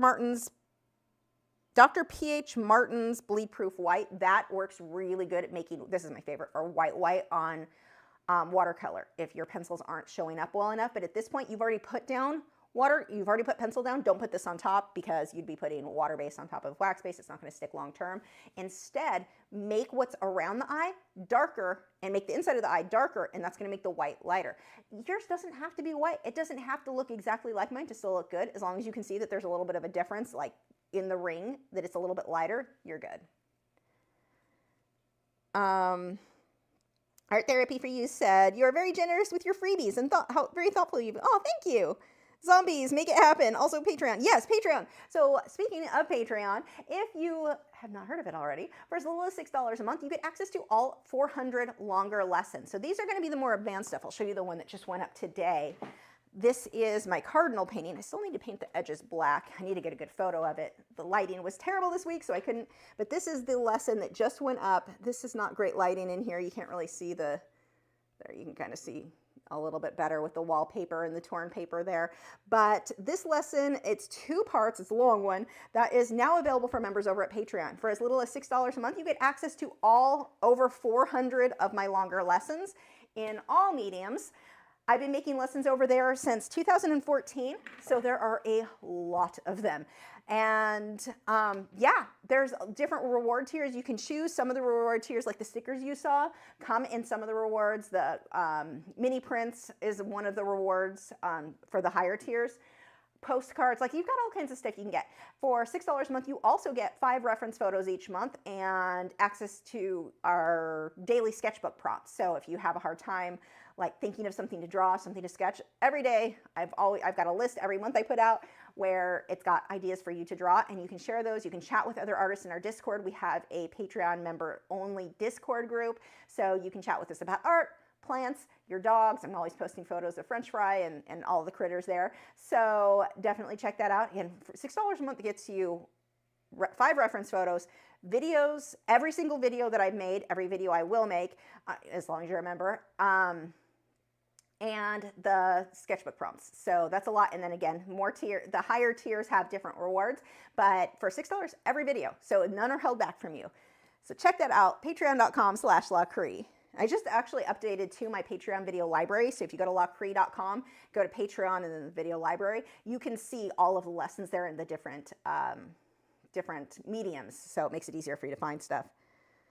Patty said, thank you for the plastic. Our mailman put packages in an exposed ledge instead of a covered porch. Plus the dog does not hear it to alert us. Yeah, our post office is horrible. Like they don't even deliver. They give it to the wrong people all the time. And then they'll leave stuff when they do put it on the porch. Half the time it's out, like by it closer to like the sidewalk. Like it's not under, we have a deeper porch. Like it can be completely protected from rain, and they don't care. They're just like, we're just going to toss it. And if it makes it kind of close to the entryway, good enough. So it's a little frustrating. But yeah, and that's why I get paranoid, because I'm like, USPS. If it was UPS, I might trust it a little bit more, but I send it USPS, and we all know how great they are. So yeah, I try to make it as safe to get to you as possible. Okay.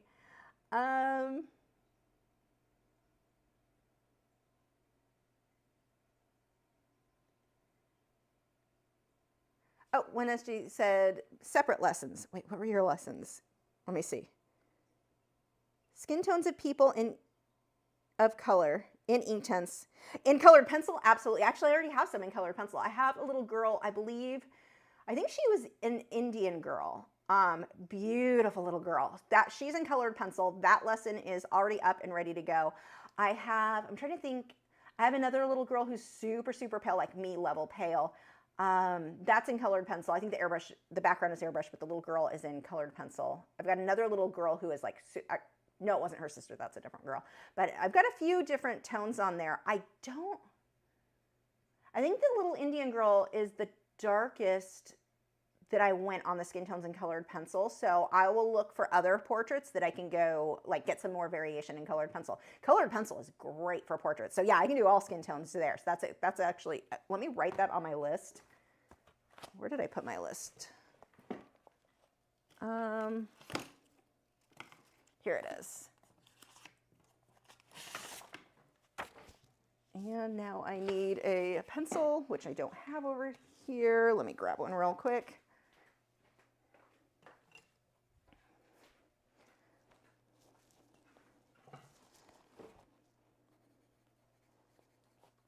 So I'll get some darker skin tones in there as well.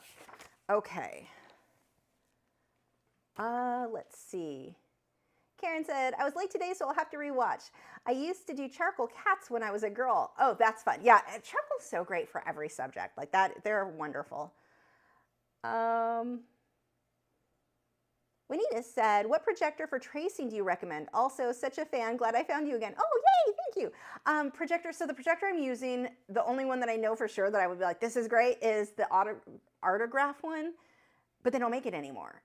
Any digital projector that you can get a still image, that's the important thing. Make sure you can do like a slideshow of photos or whatever when you go to buy one, should work fine for you.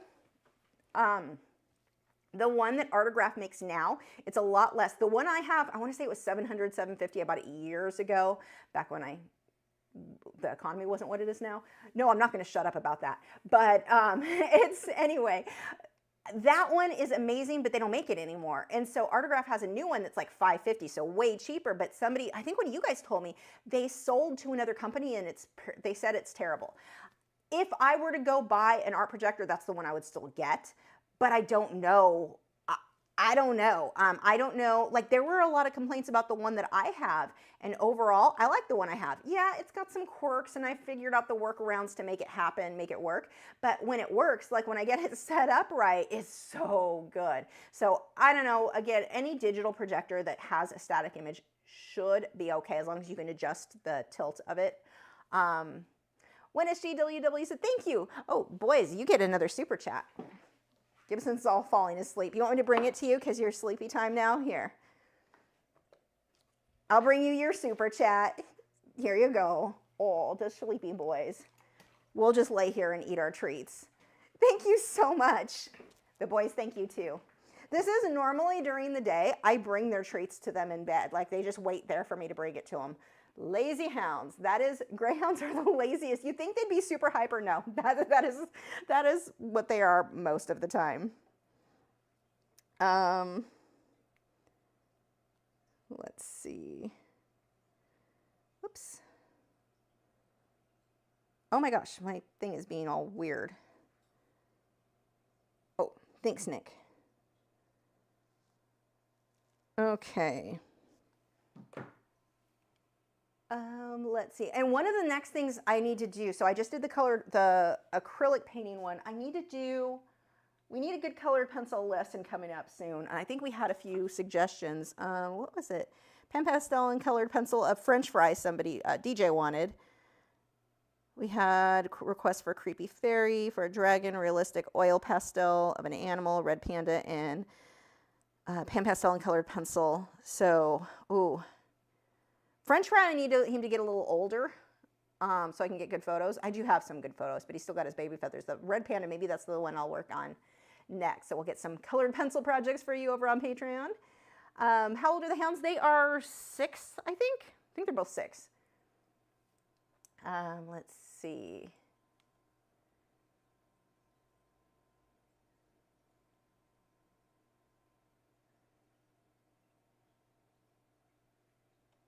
Yeah, Karen said post office has not been the same since COVID broke out. The whole, it's like the whole world went and haven't recovered. That is so true. And it's not just them. It's like USPS. I have to, when I get like crickets or when I buy fish, I recently got some from Biota, some baby saltwater fish.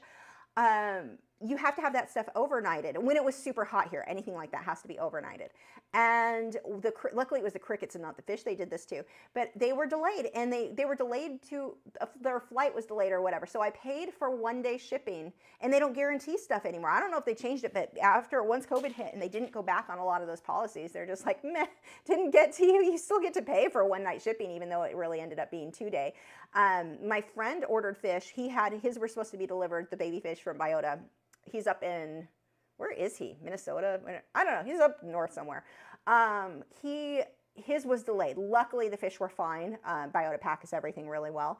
But yeah, USPS even, and they're still the best, but lately, they've just been like, plane delay. We don't care that you paid for overnight. Like, the thing that's so crazy is FedEx, UPS, FedEx and UPS used to guarantee it if it didn't get there, like you didn't pay for the shipping costs. And they stopped doing that after COVID hit. They just started like, meh, you're going to pay. And if it gets there, it gets there. If it doesn't, whatever.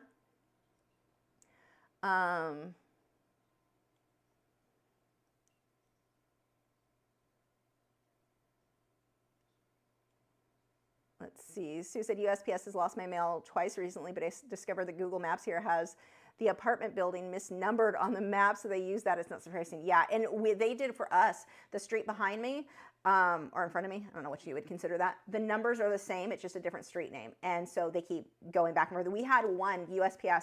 We have those stupid parcel lockers. They don't even deliver stuff to your house. They usually use the parcel lockers, and instead of a mailbox out front like normal people used to, which would be great. Like, I don't really care as long as it works. The problem is it'll say on there like live plants, live fish, live fish doesn't go through UPS, but live whatever, and they don't put in a parcel locker, and they do it anyway. Like my phytoplankton that I get for my saltwater tank, they'll put that in and it just bakes in there. And if I don't know it was delivered, ruining stuff.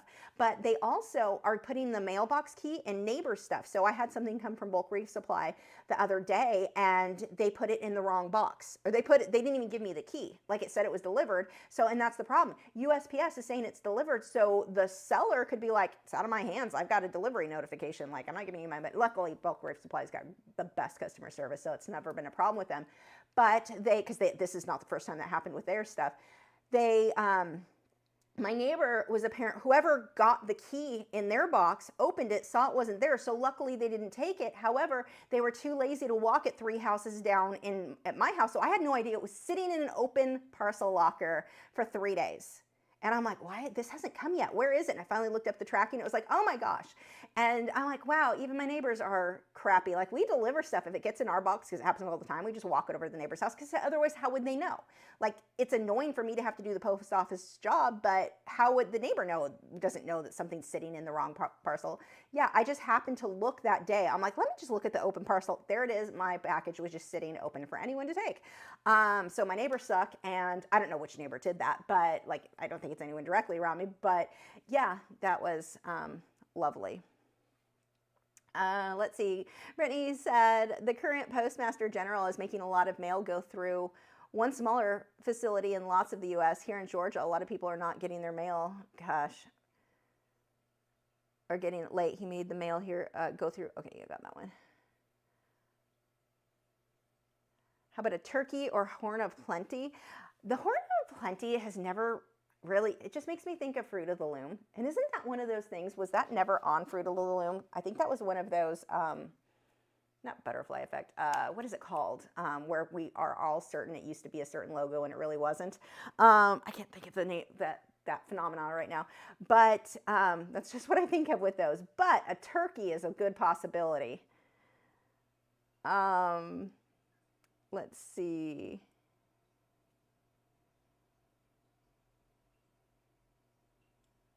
Yeah, and the P.O. box thing's kind of funny. So if you guys have ever sent me anything in the last year, I've not been to my P.O. box. And if no one tells me that something went there, I wouldn't know to go look. So I got a call from the post office last week, saying, hey, we've got a lot of your mail. You need to come get it.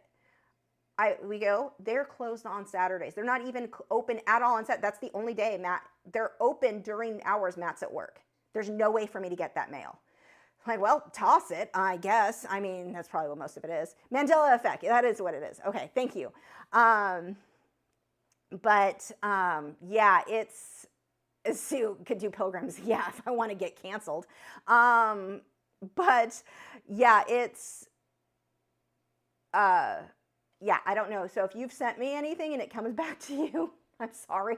You got to let me know if you ever sent anything to my P.O. box, because I don't check it unless I know something's there. But now I'm going to have to switch post offices, because I went with that one because it was cheaper and it's in the city I live in, but it's not actually that close to me. And now I find out they're not even open anymore on Saturdays. So even if I wanted to get the stuff that was too much, I can't. So hooray.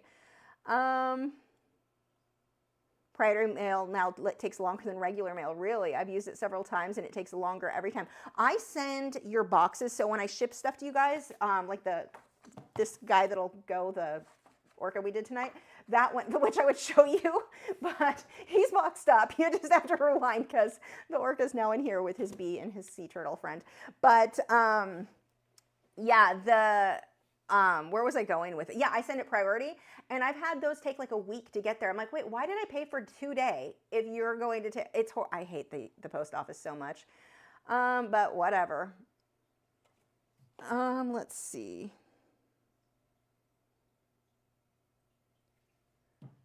We've got 10 minutes, so 10 minutes longer to bid on the orca if anybody is interested in him. But if not, I'm just happy he's getting a home because I already boxed him. I don't want to open that back up, because I probably would have put him on my own wall, which means I'd have to open a whole box. That just worked out really well. Let's see. Do I have anything else, updates for you guys? I had a lot for those of you on Patreon. We have the group coloring pages went up this week. We have, and those, if you are not sure, like, what do I do with the coloring pages? Those are, I think, the $14 tier and up. With those, you can actually print them on, like, you can print them on whatever paper, but if you print them on watercolor paper, you can use Inktense to paint them in, or watercolor or colored pencil or whatever. You can just draw over it, color over it, however you want. So I need to do a video showing, like, a fun way to do that. I'll make that coloring page available for everybody, but, or everyone on Patreon. But those, the newest 4 just went up. Reference photos just went up, so download those.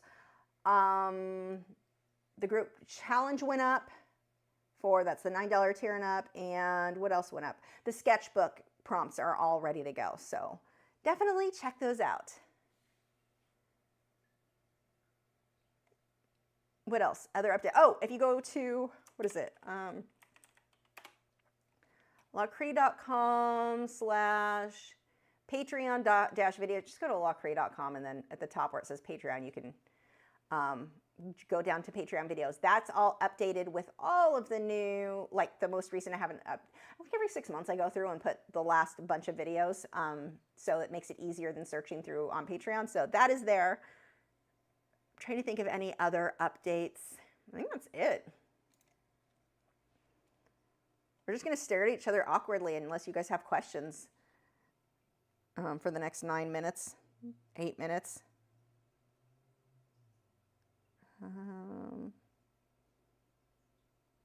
Oops. Gosh, there has, oh, I showed you guys on Patreon. Oh, you can't really see it. I don't think there's an easy way for me to show you the bunny lamp. I just need to do the whole studio tour because I got my bunny lamp. It was on sale for Labor Day. I waited for like 6 months for that to go on sale. I got the cutest bunny lamp to like finish the studio. So that will be, are the pups in the room tonight? I just got here. They are. And we've got, do you boys want to, I'll just bring it to you. Look how Wade's laying. Yeah, let's give them, thank you so much. You guys just want to stay there? Here you go. Lazy, lazy hounds. You're not even going to lift your head, Wade, seriously? That is how lazy a greyhound is. That just like summed it up in one movement. Thank you so much. Yeah, so the studio tour, the studio's basic, it's done. There were a couple projects I kind of still wanted to do, but this is good enough for the tour, so I need to work on that video now. I've got lots of stuff in here I'm excited to show you guys. What else? There's got to be other stuff I like, but I can't think of anything. Karen said, I haven't even seen an orca. I was late. You'll have to rewind the video or like go back. You can see him. He came out super cute. I'm actually really, I mean, I'm usually happy with how stuff comes out, but super cute. And I show you how to mat them and how I box them. So this is the fit. He's in here with all his little fun stuff. Let's see. I've got a bunch of baby spiders going, the jumping spiders. Oh my gosh, I have so many babies in individual cups now. There are 36 in individual cups, and then I still have a ton in the big thing. So my jumping spiders are doing well. I finally had to find a better way to easily feed that many of them because it was getting to be a pain in the butt. My frogs, everybody's doing good here. Yeah, I don't have much, like many updates or anything. I got new baby fish last week, so that was pretty fun. I got a court jester goby, a Molly Miller blenny, and a royal grama. And they're babies. They're teeny tiny little baby fish. They're so dang cute. They're captive bred. So biota, actually, biota's been like at the head of captive bred fish for a while, and they're captive, like I would definitely prefer a captive bred over wild caught anytime. I like, for so many reasons. So yeah, biota's really cool, and they happened to have 3 I wanted at the same time, so that was exciting. So those are here. Yeah, so yeah, Nick, I sent Nick the photo of all the little cups of baby spiders, like just the 36, and I just got more cups in. I need to separate more, so I'll be doing that tomorrow. So many spiders. They're so cute. My friend Teresa was here, and she's been afraid of spiders, but she's like, I'm bringing her around. So I showed her how easy. You would think if you open them, they would like run away really fast. They don't move at all. They'll just like hang out with you. Like they'll hang out on the top of their cup and like watch you and wave their little hands at you. So cute. Loki's doing good. Loki is my husband's, if you're not familiar, he's the newest Indian ringneck in our little flock. And he is going through a molt like I have never seen before. He lost almost all his head, like complete bald spot on his head. Bald, nothing. So now he's just this giant spiky, like he looks like, I don't know, metal. Metal is how he looks. It's got to itch so bad. And now his neck is now molting. He's like starting from the top and just working his way down. So it is a big molt. I think because he had such a huge change in environment, so I'm sure it was stressful for him to move to a new home and get to know his new family. And then his diet, because I feed him he's getting more vitamins and more healthy things than I'm sure he's had ever in his life. Like I think I may have told you guys this story, but a couple weeks ago we had him out. He likes to hang out on the counter. If I have food, he doesn't do it with Matt. So I'm thinking that the wife was the one who was like the softie in letting him eat off her plate. He he is determined to get to my plate if I'm at the counter, and like whatever I have, he wants. So I'll put some, if it's something safe, in a separate bowl. So he'll get one, like a little batch of sweet potato with no salt or anything on it. He doesn't want that. He wants mine. I had macaroni and cheese because it was super healthy night a couple weeks ago. You should have seen that bird. He was determined. He was having macaroni and cheese too. He knew what that was. So I'm like, oh, they definitely were feeding him a lot of junk food. So now he's getting a lot of very healthy food. And I think that contributed to this like insane molt. So yeah, his feathers are all coming in. He looks horribly uncomfortable. I actually don't trust being too close to him because I have a feeling he's going to be a bit grumpy and I don't want to get bitten. Bit. So we're not here for grammar. Let's see.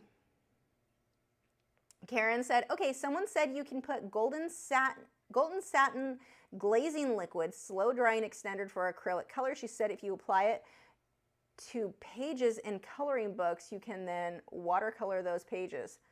I have no idea what that is. To coloring books.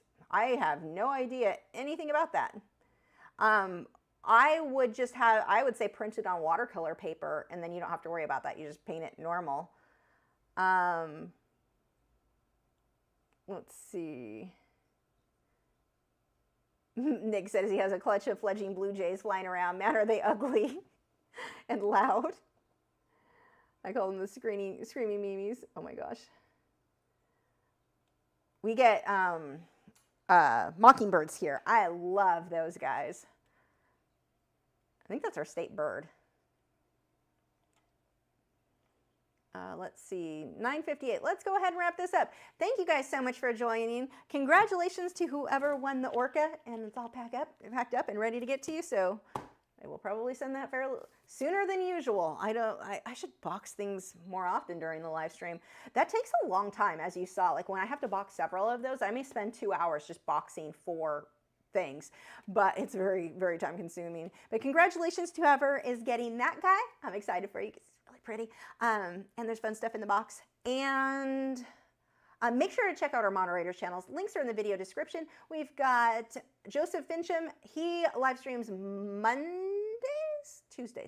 What? I know, I should know that, but I never know what day of the week it is. I know I'm working during the time, unfortunately, lately. But check out his channel. Link is in the video description. We've got Clark Fine Art. She live streams, I want to say Thursdays. I'm so bad. I'm going to make a chart for myself of days, so I remember the things.